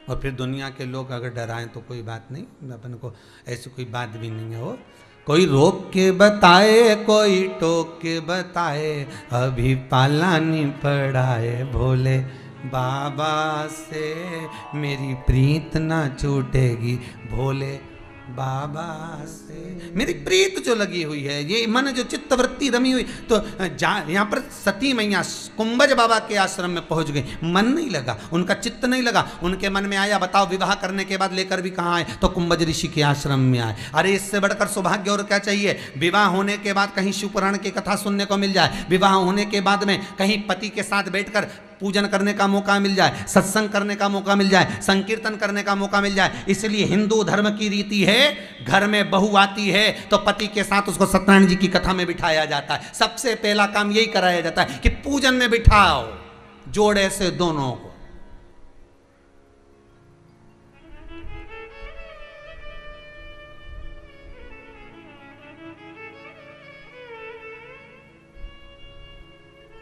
अब आपके यहाँ होता कि नहीं होता हमको नहीं मालूम, पर हमारे यहाँ तो रीति है भैया, हमारा सीहोर की तो, और सीहोर की क्या कहूँ, मैं तो मध्य प्रदेश की भी कहूँ तो ये गलत नहीं कहूँगा, हमारे पूरे मालवा की, पूरे मध्य प्रदेश की रीति है कि शादी कर कर दुल्हन घर में आए तो सबसे पहले उसको पूजन में बिठाए, जोड़ा से बैठ जाओ, अगर जोड़ा बांधे तो जोड़ा बिठाए, पूजन वूजन कराए आराम से, देवी देवता धुकाए से, तो हमारा ये कुल देवता, ये देवी, ये देवता, इन सब।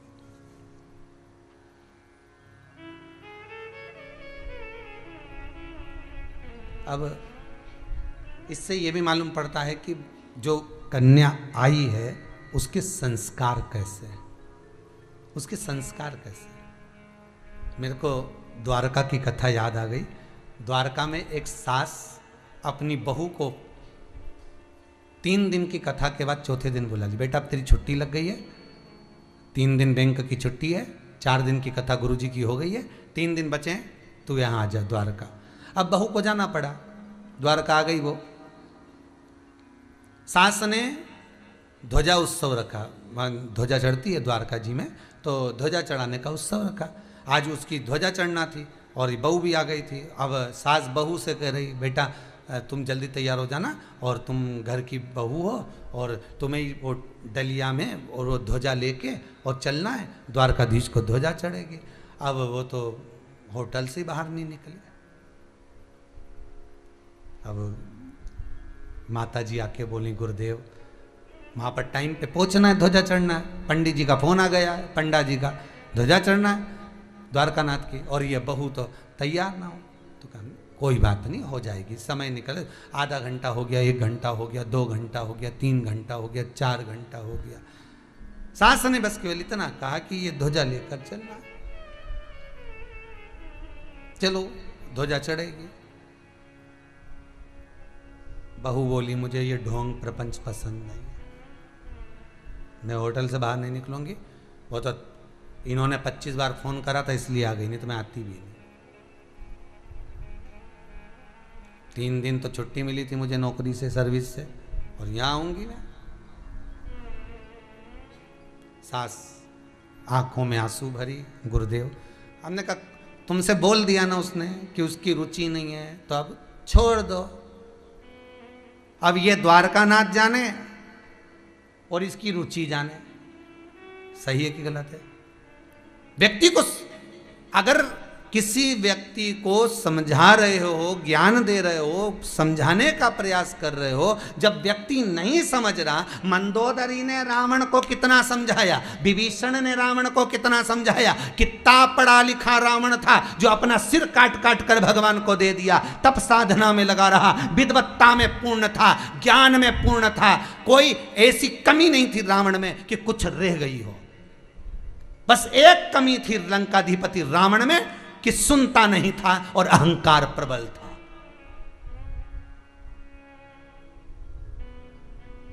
कई बार व्यक्ति के मन में जाता, मैं अच्छी जॉब कर रही हूं, मैं अच्छी सर्विस कर रही हूं, मैं ऐसी कर रही हूं, मैं ऐसा कर रहा हूं, तो मुझे में अहंकार, ये अभिमान कितने दिन का। और कभी मैं नंबर दे दूंगा, पूछना वह बस उसकी सासू से कि गति क्या हुई है। हमने एक ही शब्द कहा था, वो द्वारकानाथ पे छोड़ दो, उसकी ध्वजा चढ़ रही है, इसकी कब चढ़ जाएगी पता नहीं पड़ेगा, तुम तो शांति रखो नहीं, इसकी रुचि इसके पास रहने दो। और बाद में ये हुआ कि जिस सर्विस में थी, गवर्नमेंट की जॉब थी, कोई काम ऐसा हाथ से हो गया, यहाँ से गई द्वारका जी से 2-3 महीना बाद, ऐसा काम हो गया कि वो आज तक घर में बैठी है, ना जॉब है, ना कुछ है, ना कुछ है, और अदालत में जबलपुर में कहाँ केस चल रहा है, पड़ी रहो। अहम नहीं करना। लंकाधिपति रावण ने हम कर लिया था, बार बार मंदोदरी समझाती थी, विभीषण समझाता था, बार बार नाना जी समझाते थे, बार बार कहा जाता था समझ जा समझ जा समझ ले, पर अहंकार इतना भरा हुआ था। और शिव क्या कहते हैं कि तुम कुछ मत दो, तुम जल पानी बेलपत्र धतूरा कुछ मत दो, मेरा शंभू कहता है तुम्हारे भीतर का अहम मुझे दे देना, बस वो अहंकार मुझे दे दोगे। शंकर कहते हैं मैं उसको स्वीकार कर लूंगा, फिर मैं तुझे 4 चांद लगा दूंगा। अहम नहीं दे पाता व्यक्ति, अपना अहंकार छोड़ दो उसका। एक बार समझाओ, 2 बार समझाओ, नहीं समझे तो आग लगे बस्ती में, अपन रहो मस्ती में, जोरदार खजूर वाली चोटी बनाओ, चकचक रहो। काय को रोए हम किसी के लिए, किसके लिए? कुंभज बाबा के आश्रम में जाते समय सती मैया को शंकर जी ने 2 बार समझाया, 2 बार। अमरनाथ जी की गुफा में अमर कथा सुनाते समय पार्वती को 3 जगह पर समझाया।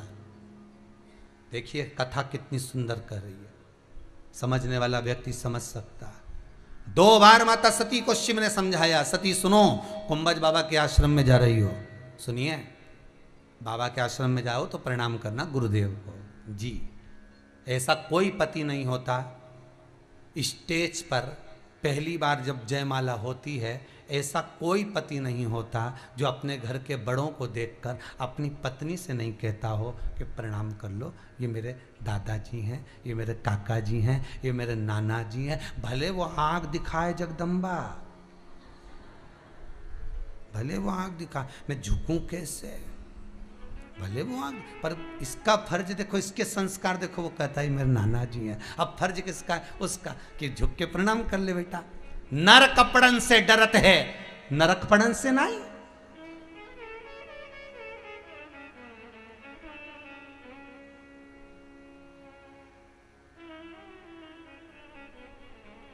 नरक पड़न से डर रहा है और नरक पड़न से नहीं। दूल्हा मंदिर में जा रहा है तो सूट और बूट, जूते मत उतारना, लाल कलर के पेन है। हनुमान जी का मंदिर है, प्रणाम नहीं करेगा। तो फिर एक उनका जो जमाई था जीजा, वो बोला नहीं दूल्हे को सब फ्री है। तो हनुमान जी ने भी सोच लिया, जब जूता मेरे मंदिर में फ्री है तो तेरी खोपड़िया पे भी फ्री है। वो काय सोचे,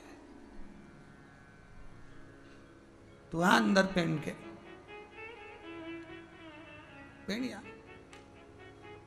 और यूं चले, वो तो तलवार लेने घोड़ी पे बैठे, साफा माफा बांट के, मुंडा में पान भरिया, एक रुमाल भी ऐसा जेब में खुसा फुदके वाला, और तलवार लेने बैठा, चमक चिपकी।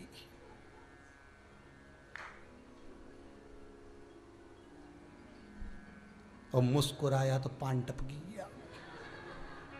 अब वो फुग्गे वाला रुमाल हिड़ने का सोच लिया, तो पहले दर्जी ने पहले सिल के रखा था हिटे, तलवार की नोक से ही अंगूठा ऊपर ले गए। अब सोचे हनुमान जी भी सोच रहे, आए जूता पहन के अंदर आएगा।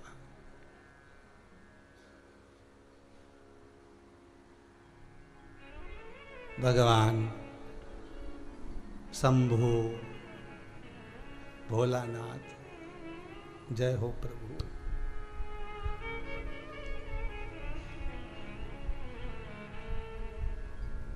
किसी ने शिव जी से पूछा, भोलेनाथ जी तुम्हारी शादी हुई थी, तुमने कपड़े वपड़े कौन से पहने थे? शंकर जी बोले मेरे कपड़े को कर तू पहन लेगा तो शादी में कोई नहीं घुसने देगा, तेरी शादी में ही तू नहीं घुस पाएगा अगर मेरे कपड़े पहन लिए। ऐसी फैशन की डिजाइन शंकर जी ने रखी। सारे देवताओं के कपड़े लोग पहन ले, पर शंकर जी का नहीं पहन पाए। और पहने भी तो सब नकली नकली, ओरिजिनल पहन के बता। एक आध बार गले में बब्बा को पकड़ के बैठा, कानों में बिच्छू, वृक्षाला, शिव के जैसा है। सती को दो जगह समझाया, सती अंदर जाओ, गुरुजन को प्रणाम करना जी। दूसरी बात, गुरु के शब्द जब सुनो पूर्ण विश्वास से श्रवण करना। सती दोनों संवाद भूल गई। जब अंदर जाने लगी, कुंभज ऋषि उठकर खड़े हो गए, हाथ जोड़कर कुंभज ऋषि ने प्रणाम करा। सती को बस पहले किसको झुकना था? सती को। झुक कौन गए? कुंभ ऋषि। गुरु, सदगुरु, संत, महात्मा, माता, पिता, घर के बुजुर्ग, घर के बड़े हमेशा झुक कर चलते हैं। क्यों? क्योंकि वो जानते हैं कि मुझे रिश्ते निभाना है। क्या जानते हैं? रिश्ते निभाना वो जानते हैं। अगर ये थोड़ा नहीं झुका तो कोई बात नहीं, मैं झुक जाता हूं। रिश्ते निभाना, जो रिश्ते निभाना जानता है वही झुक सकता है। लड़का और लड़की का जब अदालत में केस चलता है, तलाक की बात चलती है, तो यहां बात ही उस बात की होती कि कोई झुकने को तैयार नहीं होता। ना छोरा झुके ना छोरी झुके, दोनों नहीं झुकने को तैयार। वो के हम, वो के हम। इसीलिए तो पहले के लोग घर के दरवाजे को छोटा बनवाते थे। ये घर की जो चौखट होती है ना, आजकल तो इतनी बड़ी चौखट लगा देते हैं, 5-5, 6-6 फीट की। पहले इतनी बड़ी चौखट नहीं होती थी। पुराने घरों में जाके देखना, छोटी छोटी चौखट, छोटा दरवाजा। छोटा दरवाजा इसलिए रखते थे, कितने भी बड़े परिवार की बहू आ जाए, कितने भी पैसे वाले की लड़की आ जाए, हमारे घर में झुककर चलना सीख जाए। नहीं झुकेगी 2-4 बार माता भड़केगा चौखट में, अपने आप झुकेगी। इसलिए चौखट छोटी करते थे कि ये दरवाजे में भड़की नहीं तो अपने आप झुके। तो अब दरवाजे की चौखट हो गई ऊंची, तो बहू में अभी बोल तो रिड्डू करिया, वो क्या सुने, वो क्यों सुनेंगे?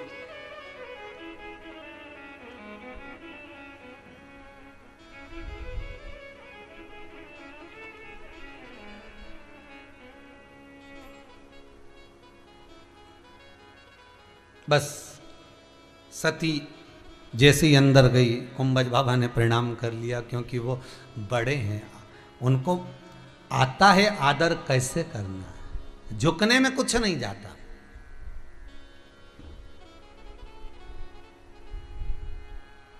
बड़ा व्यक्ति छोटे व्यक्ति के आगे झुक जाता है तो सम्मान सबसे ज्यादा किसका होता है?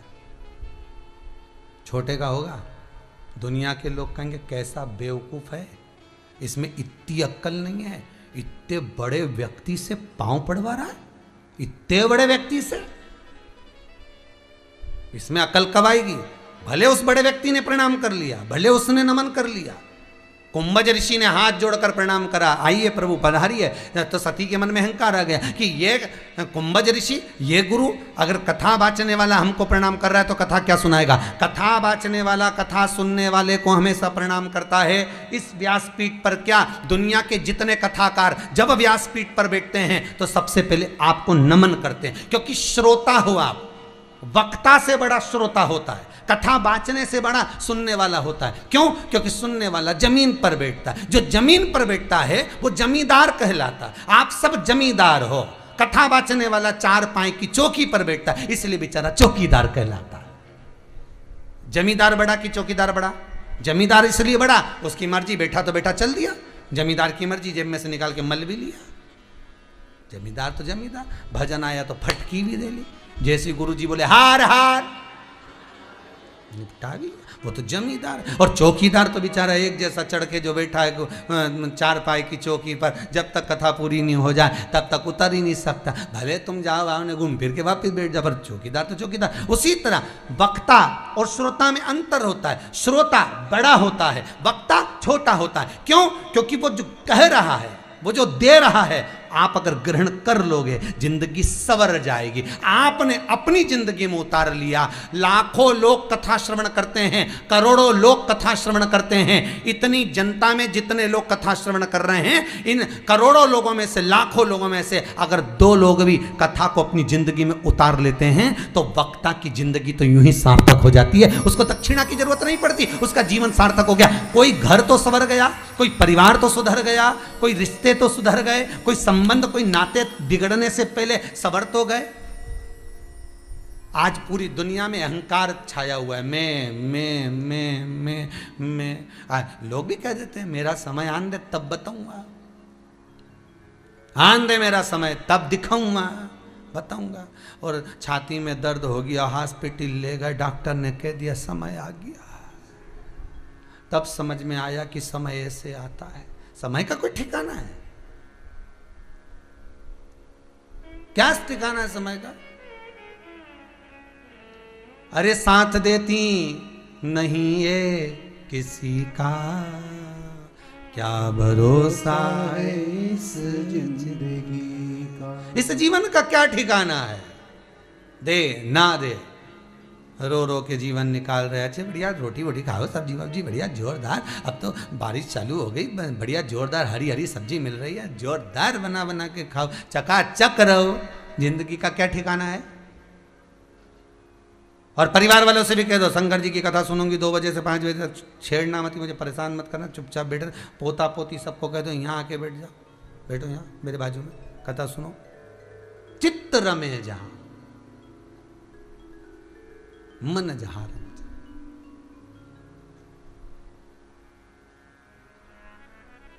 ये मन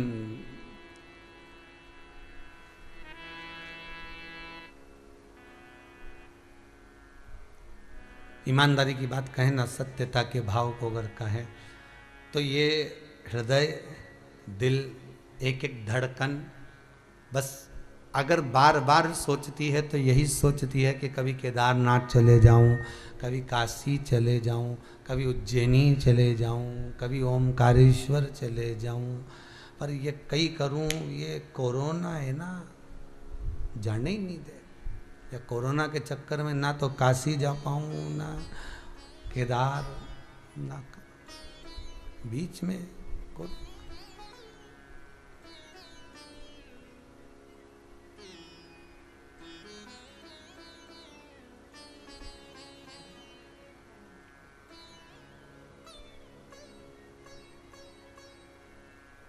ओ काशी के भोलेनाथ, मने थारी याद सतावे, हिच क्या ना रुके भोलेनाथ, हिच क्या ना रुके भोलेनाथ, मने थारी याद सतावे।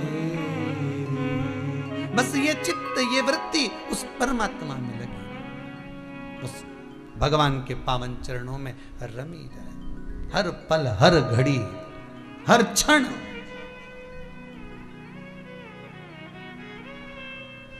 आज कोई फोन पर बोल रहा था, अब तो हमको 6 अगस्त का इतना इंतजार है, इतना इंतजार कि हम सब तैयारी कर कर के रखे जा रहे हैं। 6 तारीख शाम के 7 बजे और ऑनलाइन शिवरात्रि की, श्रावण के महीने की शिवरात्रि की पूजन करे। और हमने सारी बहन बेटी रिश्तेदार सबके कह दिया, सब पूजन का।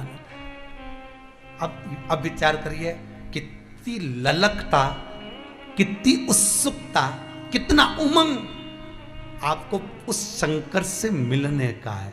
जितना आपको उत्साह है शिव से मिलने का, उतना मेरे कैलाश अधिपति को उत्साह है आपके घर में आने का। उतना ही उत्साह शिव को है, उतनी उमंगता, उतना आनंद, उतना उत्साह उसको है।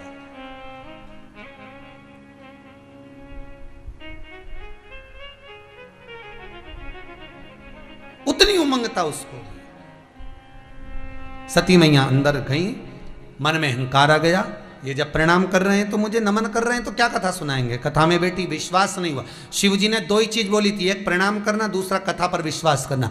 गुरु के वचन पर अगर किसी ने विश्वास कर लिया तो उसका जीवन सार्थक हो गया।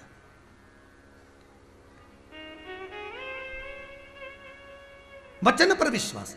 एक जगह पर गुरुजी प्रवचन में कह रहे थे, जब जब कोई गिरता है उसे भगवान भोलेनाथ अपनी गोदी में झेल लेते हैं। जब कोई गिरता है शिव उसको गोदी में झेलते हैं। एक व्यक्ति ने कथा में गुरुजी के शब्दों को सुन लिया, सुन के गया, जाते सी उसने सोचा कि गिरता है तो शंकर जी झेलते हैं। अब गुरुजी ने ये थोड़ी ना बोला था कि कुएं में गिर। अब ये गया तो इसने सोचा गिरूं कहां। इसके मन में आ गया कि गिरूं काम में। इसने सोचा कुएं में गिर जाता हूं। अब कुएं की पाल पे खड़ा हुआ और गिरने ही वाला था। इतनी देर में इसके मन में आया और मैं गिर गया और शंकर जी नहीं आए तो, और गुरु जी का क्या जाएगा, अपन तो निपट जाएंगे। तो इसने सोचा गिर भी जाऊं और मरूं भी नहीं। तो इसने क्या करा, रस्सी लाया, पाँव में बांध ली, कुएं के पेड़ से बांध ली और गिर गया, लटका वहीं। 8 दिन हो गए, शंकर जी नहीं आए।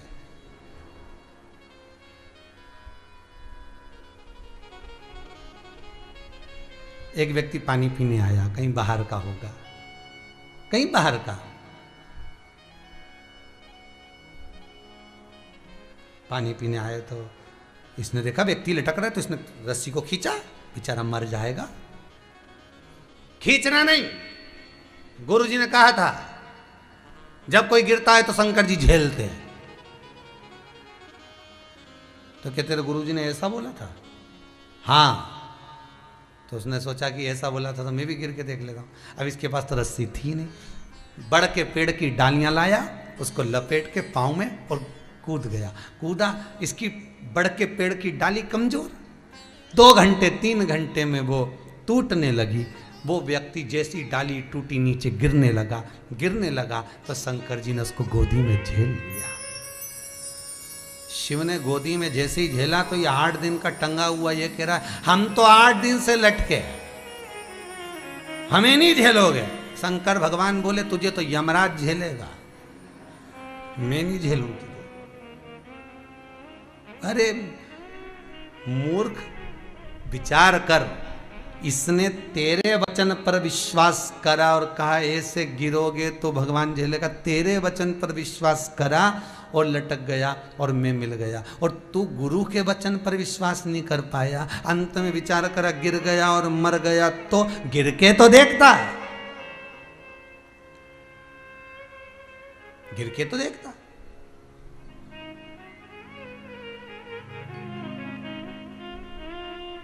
विचार बहुत सारा करा, विश्वास नहीं करा। विश्वास तो ही मूल है। यहां पर शिव महापुराण की कथा पर अगर किसी का विश्वास है कि हम शंकर का अभिषेक करेंगे, हम शंकर की पूजन करेंगे, हम शंकर की आराधना करेंगे, हम शंकर का स्मरण करेंगे, शिव का अगर हम पूजन करते हैं तो विश्वास रखकर करोगे तो यह पक्का है। विश्वास रखकर करोगे तो यह निश्चित है। जितने लोग रुद्राक्ष उत्सव में आए थे, जिनके घर में रुद्राक्ष रखा था, जिन्होंने रुद्राक्ष का स्मरण किया, पानी पिया, रुद्राक्ष का भाव धारण करा, उनका बाल बांका नहीं हुआ। जिनने नेमी शरण में 108 कथा में बिठाई, उनके यहाँ बाल बांका नहीं हुआ। तो विश्वास रखो कि अगर हम शिव का स्मरण करते हैं तो ये भी पक्का है कि तीसरी लहर बाबा चाहेगा तो वो त्रिपुंडधारी झेल लेगा, फिर नहीं आने देगा। और हमारा जीवन, हमारा व्यापार, हमारा व्यवसाय, हमारे कार्य सब बाबा साथ देगा। विश्वास रखकर करोगे तो शिव मिलेगा, नहीं है विश्वास तो भगवान का। सती मैया ने ना विश्वास करा ना प्रणाम, बस उसी का तो दुख हुआ, चल दिए शंकर जी लेकर। बीच में राम जी का दर्शन हो गया, विश्वास था नहीं। राम जी को रोते देखकर पूछा ये परमात्मा जो रो रहे हैं, विश्वास नहीं हुआ। सीता जी का रूप रख कर गई सती मैया। शंकर जी ने समाधि लगा ली, विचार कर लिया अब इसके साथ मैं नहीं रह सकता। बस वही सती मैया जलकर भस्म हुई। सती मैया तो जलकर भस्म हो गई, सती मैया तो जलकर भस्म हो गई, पर शंकर भगवान ने सती मैया के शव को अपने कंधे पर धारण कर तांडव करना प्रारंभ करा। 33 कोटि देवता एकत्रित हो गए और एकाग्रित होकर सबकी सब गंगा महारानी के पावन चरणों में पहुंच गए। देखिए देखिए देवता कहां गए? गंगा के घाट पर, गंगा की तट पर। क्यों गए? गंगा के पास जाने की जरूरत क्या पड़ गई देवताओं को? क्या जरूरत थी गंगा के पास जाने की?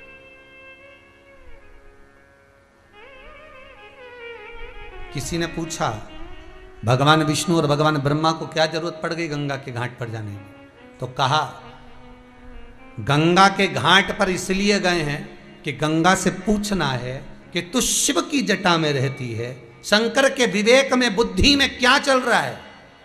इस सती को उठाकर वो क्या करना चाहते हैं? जहां शिव क्रोध में आकर पांव रख देते हैं वहां की भूमि नीचे हो जाती है, जहां शिव पांव उठाते वहां की भूमि ऊथली हो जाती। इतना क्रोध शिव में था, इतना क्रोध था कि शंकर का जो पसीना गिर रहा था उससे भूमि बिलख रही थी, अर्थात भूमि कच्ची पड़ गई। इसलिए आज भी उत्तराखंड की भूमि कच्ची है। हर कभी पानी गिर जाए ना, भूमि पूरा पर्वत नीचे बह कर आ जाए। देखा है आप लोगों ने? मालूम होगा आप लोगों को, तो जितने लोग कथा सुन रहे हैं, तो आज भी कच्ची। क्यों? शिव का क्रोध इतना था, इतना क्रोध कि वो पसीना गिर रहा था, क्रोध का जमीन उथली हो गई। इसलिए उत्तराखंड की भूमि आज भी कच्ची है। जरा सा पानी गिरता है पहाड़ नीचे आ जाता है, इधर गिरा उधर से पानी नीचे आ गया, बादल फट गए, ये हो गया, पूरा पहाड़ नीचे आ गया। कई बार आपके मन में आता होगा और भी जगह तो पानी आता होगा, और भी जगह भी तो बादल फटते होंगे, वहाँ पानी क्यों नहीं, वहाँ पर पर्वत क्यों नहीं गिरता? क्योंकि वहाँ की भूमि पर भगवान शिव का क्रोध का पसीना गिरा था।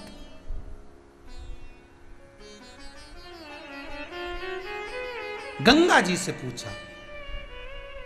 स्कंद पुराण में एक क्षेत्र का नाम लिखा है सुदर्शन क्षेत्र। कौन सा क्षेत्र है? जम के बोलिए जरा। सुदर्शन क्षेत्र। स्कंद पुराण में लिखा है कि सुदर्शन क्षेत्र में 33 कोटि देवता एकत्रित हुए। वो सुदर्शन क्षेत्र कलयुग में क्या कहलाता है? जहां देवता एकत्रित हुए, 33 कोटि देवता एकत्रित हुए, जहां देव ही देव थे, उसी का नाम देवप्रयाग था। क्या नाम है उसका? देवप्रयाग। उत्तराखंड में आप जब बद्रीनाथ जाएं, गंगोत्री जाएं, केदार जाएं, तो बीच में प्रयाग पड़ते हैं, कर्ण प्रयाग, देव, तो देवप्रयाग। और ये देवप्रयाग कोई साधारण नहीं है। इस भूमि पर वशिष्ठ बाबा के कहने पर भगवान राम जी महाराज ने भी तप साधना करी थी जब ब्राह्मण हत्या लग गई थी। लंकाधिपति रावण को जब मार कर आए, लंकेश को जब मार कर आए, तो ब्राह्मण हत्या चढ़ गई। और ब्राह्मण हत्या चढ़ गई तो राम जी पूछे कहाँ जाऊं? तब इस देवप्रयाग में, जहां पर भगवान विष्णु ने सुदर्शन क्षेत्र क्यों कहते हैं, बड़ी सुंदर जगह है देवप्रयाग। आप लोग दर्शन करेंगे, अगर आस्था चैनल के पास कुछ फोटोज हो तो अवश्य डालें देवप्रयाग। ये वो देवप्रयाग है जहां पर भागीरथी और अलकनंदा दो नदियों का मिलन होता। आज भी वहां पानी अलग अलग दिखता है। आज भी वहाँ पर पानी का दर्शन अगर आप करेंगे टीवी चैनल के माध्यम से भी, अगर जल का दर्शन आप लोग कर रहे होंगे, तो दोनों का जल अलग अलग दिखेगा देवप्रयाग में। दोनों का, भागीरथी का अलग और अलकनंदा का जल अलग दिखेगा। 33 कोटि देवता इस भूमि पर पहुंच गए। सब विचार कर रहे हैं। सती माता का जो शव पड़ा हुआ है शिव के कंधे पर, अध जला, ये शव का करना क्या है? सारे के सारे एकत्रित हुए गंगा जी के पास। गंगा तुम बोलो। गंगा कहाँ? देखिए जरा, बड़े सुंदर भाव कहा गया। भागीरथी नदी और अलकनंदा दोनों का जब संगम हुआ तब यहां गंगा प्रकट, तब यहां गंगा उत्पन्न हुई। नाम चेंज हो गया, ना भागीरथी रही ना अलकनंदा रही, एक नदी हो गई गंगा। बस इसी देवप्रयाग से, क्योंकि यहां 33 कोटि देवता बैठकर तप साधना कर कर गंगा से पूछ रहे हैं, गंगा कुछ ऐसा बता दे कि शिव के शरीर पर, धड़ पर, शंकर के शरीर पर जो ये धड़ पड़ा हुआ है, जो शरीर पड़ा हुआ है सती मां का, इसका करें क्या? तब गंगा नैनों में जल भर कर बोली, शंकर सती से बहुत स्नेह करते थे, गंगा कहती है शिव सती के प्रति अधिक प्रेम रखते थे, इसलिए सती को बार बार समझाकर कुंभज ऋषि के यहां लेकर गए थे। बार बार समझाता कौन है? जम के बोलिए गजरा। बार बार कौन समझाएगा? जो आपसे बहुत प्रेम करता होगा। जिसको आपसे नफरत होगी वो कभी नहीं समझाएगा आपको। अच्छा है, इसको बुरा काम करने दो, अच्छा है, यहां से छुट्टी हो जाएगी, अच्छा है। जो आपसे प्रेम करेगा, सास बहू से प्रेम करती है इसलिए बार बार समझाती, बेटा ऐसा कर लिया कर, बेटा ऐसा कर लिया कर, बेटा ऐसा कर लिया कर। पर बहू को बुरा लगता है। और बहू को कौन अच्छा लगता है? जो मायके में अम्मा बोल दे, काय को करती रहती है, दिन भर लगी रहती है, जो गलत सीख दे, वो बड़े अच्छे लगते हैं साहब। फिर कोई सहेली मिल गई किटी पार्टी में, तो बहुत लेट हो गई आ जाने में, हाँ घर में बहुत सारा काम था, मेरी ननंद आई है ना राखी पे, तो अभी से आ गई। अभी तो इतना सारा दिन पड़ा है, क्या करेगी अभी से आके? नहीं वो आना था, वो ननंद बहुत दिन से आई भी नहीं थी छुट्टियों में, पिछली बार लॉकडाउन पड़ गया था, अब की बार भी पड़ गया था, आने का था, पर अब आई है सावन में। तो जेठानी कहाँ है तेरी? तू अकेले कर रही है? ऐसी बहुत सारी मंत्राएं हैं रामचरितमानस में, सबके जाने की खबर है। राम जी चले गए, लक्ष्मण चले गए, सीता जी जमीन में चली गई, हनुमान जी भी स्मरण करने चले गए, पर एक की कथा नहीं मिली कि ये मंत्रा कहाँ गई। इसकी खबर आज तक नहीं मिली। तब समझ में आया ये मंत्रा सबके गांव गांव में घूम रही है और अपने अपना खूब आशीर्वाद देती जा रही है। जिस मोहल्ले में से निकलती है 2-3 माताओं पे हाथ धर के निकल जाती है। बस ये मंत्रा आज भी गांव गांव में घूम रही है। वो तो भगवान की कृपा है जो कुबेरेश्वर धाम में नहीं आई, ये में आ जाती तो और आफत कर जाती। मंत्र अकल देने वाले देंगे, बस समझाता कौन? तो गंगा के शब्द सुनिए कितने सुंदर हैं, गंगा का संबोधन सुनिए कितना सुंदर है। गंगा कितनी सुंदर बात कर रही है कि शिव सती को बहुत प्रेम करते हैं। कैसे पहचाना आपने? भगवान विष्णु और ब्रह्मा पूछ रहे गंगा आपको कैसे मालूम कि शंकर सती से अधिक प्रेम करते हैं? आप कैसे कह सकती हो? तो गंगा ने कहा, शिव ने सती को बारंबार समझाया। समझाता वही है जो बहुत प्रेम करता है। पति पत्नी को समझाता है बार बार, देख अम्मा का अपमान मत करा कर, देख ऐसा मत करा कर। भले पत्नी को बुरा लगता हो पर वो कह दे, देख समझ। कई बार पत्नी भी पति को समझाती है, देखो हम आपसे करें ऐसा कर। जहां प्रेम होगा वहीं समझाया जाएगा। जो नफरत करता होगा वो कभी नहीं समझाएगा, जो आपको धोखे में रख रहा होगा वो कभी नहीं समझाएगा। कभी नहीं समझाएगा आपको कि आपने गलत काम कर दिया साहब, कभी नहीं कहेगा। जो प्रेम करता होगा ना वो बार बार कहेगा, ये तुमने गलत करा है, तुमने उसको गलत देख लिया, तुमने गलत खा लिया, तुमने गलत पहन लिया, तुमने ये काम गलत करा। जो चाहता है कि तुमको नहीं हटाना, जो चाहता है कि तुमसे दूर नहीं जाना, वही समझाएगा। बाकी का कोई नहीं समझाएगा। बाकी के तो लोग कहेंगे अच्छा है, और कर और कर और कर, और फिर बाद में छुट्टी जा। तो गंगा करेगी प्रेम बहुत है। माता पिता अपने बच्चों से कितना प्रेम करते हैं, कितना प्रेम करते हैं उसको, कि डांटते भी हैं, मारते भी हैं, समझाते भी हैं। स्नेह है ना तो करेंगे।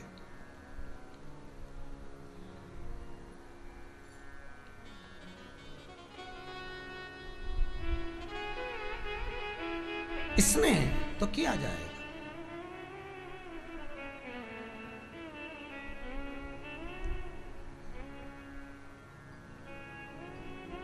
अब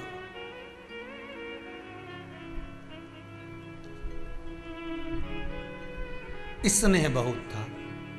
गंगा जी कह रही हैं, मैं जानती हूं कि शिव सती से बहुत प्रेम करते, तो क्या करा जाए आप नहीं बताओगी? गंगा जी कहती हैं कि बस 33 कोटि देवताओं से मेरा निवेदन है, जब तक सती कंधे पर है तब तक शिव का क्रोध भी प्रबल है, बहुत प्रबल है। किसी के मरने के बाद व्यक्ति चिल्ला कर रो रहा है, धाड़ कर रो रहा है, फूट फूट कर रो रहा है। कब तक रोता है? जब तक उसका शव पड़ा हुआ है। शव शमशान गया, घर में पोछा लगा, आंख के आंसू भी कम हो जाते हैं, नेत्र के आंसू भी पूछ जाते हैं। जब तक वो है, जब तक क्रोध है, जब तक वो है, जब तक रुदन है, जब तक वो है, तब तक नेत्रों में जल है। वो गया, पोछा लगा, अश्रु कम।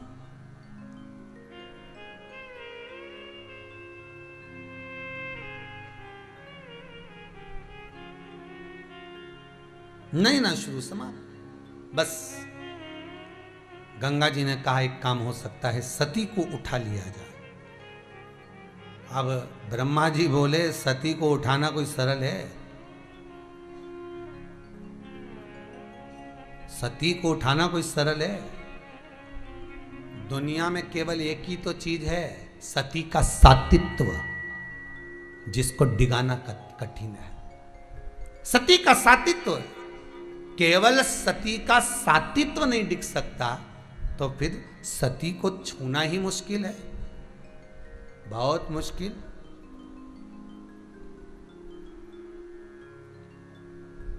ये जो शक्तिपीठ बने हैं ना, माता सती के शरीर के जो टुकड़े हुए, शक्तिपीठ का जो निर्माण हुआ है, ये जितने शक्तिपीठ हैं, इन शक्तिपीठ से हमें क्या प्राप्त होता है, क्या मिलता है? क्यों कहते हैं कि शक्तिपीठ का दर्शन करने जाना चाहिए? जहाँ जहाँ माता के शरीर के टुकड़े हुए, गिरा भाग, कहीं पाँव गिरा, कहीं घुटना गिरा, कहीं हाथ गिरा, कहीं नयन गिरे, कहीं मुख गिरा, कहीं जिह्वा गिरी, कहीं कर्ण गिरा, कहीं कपोल गिरे। क्यों कहा जाता है कि इन शक्तिपीठों का दर्शन करिए? हिंदू धर्म में क्यों कहा जाता है कि इस जगह पर जाकर प्रणाम जरूर करो, शक्तिपीठ के पास में से निकलो तो एक बार नमन जरूर करो? क्यों कहा जाता है? उसका कारण देवी भागवत में कहा गया, स्पष्ट कहा गया कि जिस शक्तिपीठ में माता का श्री विग्रह का कोई अंग गिरा हुआ है, वहां नमन कर लेने से, वहां प्रणाम कर लेने से जीव की गति फिर भटकती नहीं है, अर्थात वो प्रेत योनि में नहीं पड़ता, वो किसी अलग योनियों में नहीं जाता, वो सीधे जाता है तो देव योनि को प्राप्त हो जाता है और देवताओं के करीब में पहुंच जाता है। भगवान के पावन चरणों में उसका स्थान होता है।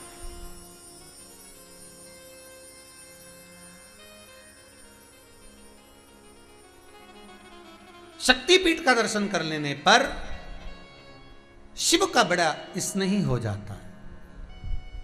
आपको पहले भी कथा में कहा, बड़ा विपरीत चलता काम। देखिए, राम जी का भजन करोगे तो शंकर जी मिलेंगे, शंकर जी का भजन करोगे तो राम जी मिलेंगे। शक्तिपीठों में दर्शन करोगे, माता के जहां शरीर के टुकड़े गिरे हैं, उस शरीर के टुकड़े जहां पर गिरे हैं, उन शरीर के टुकड़े गिरी हुई शक्तिपीठों का दर्शन करते हैं तो हमें शिव की भक्ति प्राप्त होती है। शिव की भक्ति,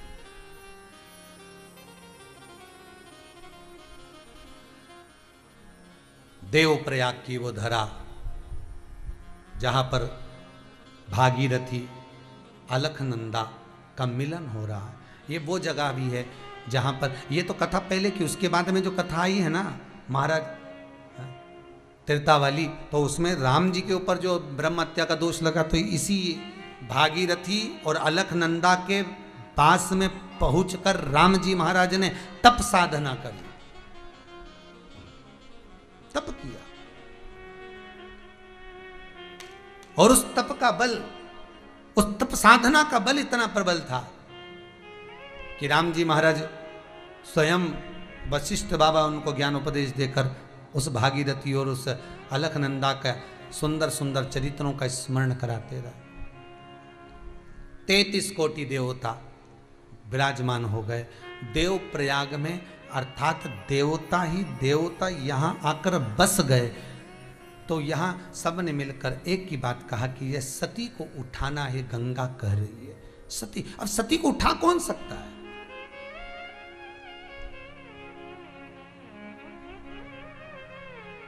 सती को कौन उठाएगा? स्कंद पुराण कह रही है सुदर्शन क्षेत्र है। सुदर्शन क्षेत्र किसको कहा गया? देवप्रयाग को। आज की भाषा में उसका नाम है देवप्रयाग। सुदर्शन क्षेत्र को सुदर्शन क्षेत्र क्यों कहा गया? कि वहां पर बाद में गंगा मैया ने भगवान विष्णु से कह दिया एक संबोधन, नाथ मैं आपके चरणारविंद से निकली हूं, मैं विष्णु पदी हूं। चरणों में रहने वाली अगर बहुत बड़ी बात करे तो श्रेष्ठ नहीं होगा।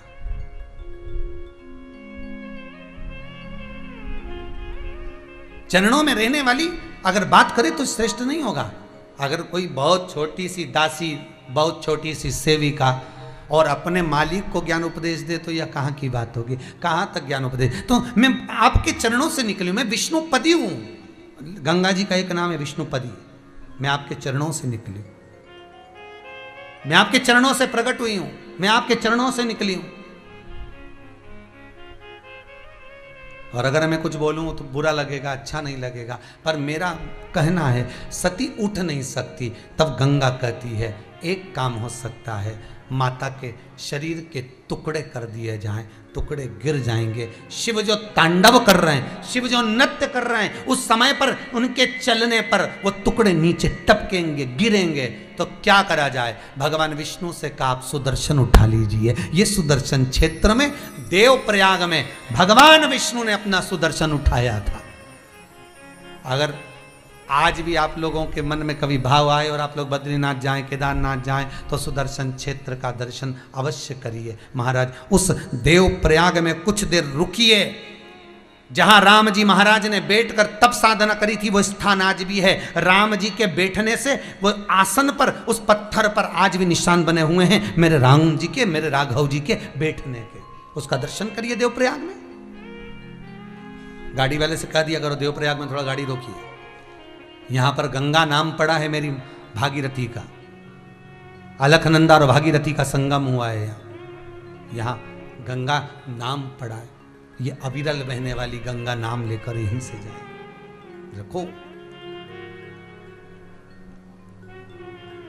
रखिए उसको। अब गंगा कह रही है सुदर्शन उठा लिया जाए। देवप्रयाग में भगवान विष्णु ने सुदर्शन को उठाया और सुदर्शन को उठाकर जब भगवान विष्णु ने सुदर्शन चक्र को फेंका,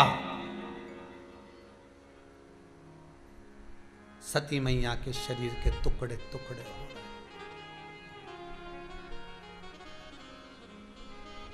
सती मैया के शरीर के टुकड़े टुकड़े हो गए, टुकड़े गिर रहे हैं। और माता सती का शरीर का टुकड़ा टुकड़ा जहां जहां गिर रहा है, जहां जहां शिव को नहीं दिखा कुछ। आखिरी, केवल आखिरी टुकड़ा बचा था। शंकर ने पकड़ा उसको।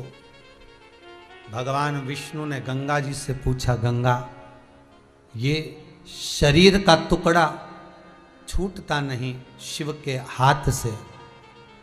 शंकर के हाथ से अगर ये शरीर का टुकड़ा नहीं छूटा तो फिर शिव वही रोष करेंगे। क्या करा जाए? शंकर भगवान हाथ से छोड़ते नहीं हैं। और देखा गंगा जी ने तो कह दिया एक काम करिए नारायण, सुदर्शन से कह दो कि वो अग्नि गिराना प्रारंभ करे। अग्नि? हां, जैसे सूर्य की तपन होती है। अगर सूर्य की तपन पड़ेगी, अग्नि की तपन पड़ेगी तो वो टुकड़ा भस्म हो जाएगा, भले हाथ में रखा हो। गर्मी के दिनों में आप हाथ बंद कर कर रखोगे कोई सामान, एक नोट, एक सिक्का, एक पैसा आपके हाथ में रख लो तो पसीना आएगा कि नहीं आएगा? सत्य बोलना ईमानदारी के बाद। गर्मी के दिनों में अगर कोई चीज पकड़ी है आपने तो वो सिक्का हाथ में है, पसीना आएगा कि नहीं आएगा? तो यहां गंगा कर रही है एक काम करो, जैसे सूर्य में तपन होती है ऐसी उस सुदर्शन चक्र से तपन गिरे, तपन गिरेगी। हाथ में रखा हुआ जो भाग है माता सती का भस्म धारण कर लेगा। इसलिए आज भी देवप्रयाग में एक सूर्य कुंड है। कौन सा कुंड है? सूर्य कुंड। देवप्रयाग में 2 कुंड हैं, एक सूर्य कुंड, एक ब्रह्म कुंड। बहुत ध्यान दीजिएगा महाराज। देवप्रयाग का जो सूर्य कुंड है ये भी बड़ा काम का है महाराज। जिसके शरीर में खुजली चलकर फोपड़े निकलते हो, खाल निकलती हो, फुल्की निकलती हो शरीर की, या शरीर कहीं कहीं से धब्बा कालापन पड़ जाए, या किसी किसी के शरीर पर वो छल्ले छल्ले सेहुए जैसे नहीं हो जाते, क्या बोलते हैं उसको, गले पे पड़ जाते हैं, शरीर में पड़ जाते हैं, उसके लिए सूर्य कुंड का पानी, देवप्रयाग में जो सूर्य कुंड है उसका पानी लिया, 5 दिन तक लगातार उसको पिला दो सुबह सुबह, सारे शरीर का चर्म रोग समाप्त हो जाता है हमारा। शरीर में गले में किसी किसी को छल्ले पड़ जाते हैं, कहीं कहीं भभूतियाँ पड़ जाती हैं, वो सब समाप्त हो जाती है। देवप्रयाग में जो सूर्य कुंड है, और ब्रह्म कुंड का भी महत्व है। देवप्रयाग में 2 कुंड है, एक सूर्य कुंड, एक ब्रह्म कुंड। ब्रह्म कुंड का भी बड़ा महत्व है महाराज। जिस नारी के रजोधर्म के समय पर जो तकलीफें उत्पन्न होती है, कभी नारी का रजोधर्म पूर्ण चलता ही रहता है, रुकता ही नहीं, कभी कभी रजोधर्म आता ही नहीं, तो ब्रह्म कुंड का जल नारी अगर पी लेती है, जिस भाव से पीती है उस भाव से, अगर रजोधर्म नहीं आ रहा है तो रजोधर्म आना चालू हो जाता है, नहीं अगर रुक नहीं रहा है रजोधर्म तो वो भी रुकना प्रारंभ, वो ब्रह्म कुंड का पानी। वो 2 कुंड हैं देवप्रयाग में, जो जिस समय सुदर्शन चक्र ने तपन प्रदान करी थी, तपन दी थी, उस तपन को जब दिया गया तो वो तपन से भस्म बन गई। माता सती के शरीर की भस्म शिव के शरीर पर धारण हो गई। ऐसे मेरे शंकर गंगा के घाट पर आनंद पाने वाले शिव, भागीरथी गंगा के कहने पर शंकर को प्रथम भस्म चढ़ती है महाराज, प्रथम भस्म सती के शरीर। ऐसा मेरा ओघड़दानी, मेरा त्रिकालदर्शी, मेरा कैलाशी अविनाशी शिव, जो सती से पूर्ण हो, माता पार्वती के साथ जिनका मंगल विवाह हुआ, ऐसे मेरे ओघड़दानी शिव हैं। बड़ी साधुवत्ता है बूढ़े परिवार को जो बड़े प्रेम से शिव महापुराण की कथा को, गंगा शिव महापुराण को श्रवण करा रहे हैं। प्रयास करेंगे, कल निवेदन करूंगा आस्था चैनल से कि अगर मिल सके तो कल सूर्य कुंड और ब्रह्म कुंड जो देवप्रयाग में है उनका भी दर्शन अवश्य कराएं। प्रयासरत रहेंगे भाव भक्ति से कि प्रयागराज में भी जो जो स्थान बड़े सुंदर सुंदर हैं उनका देवप्रयाग का आनंद करते हुए गंगा के इस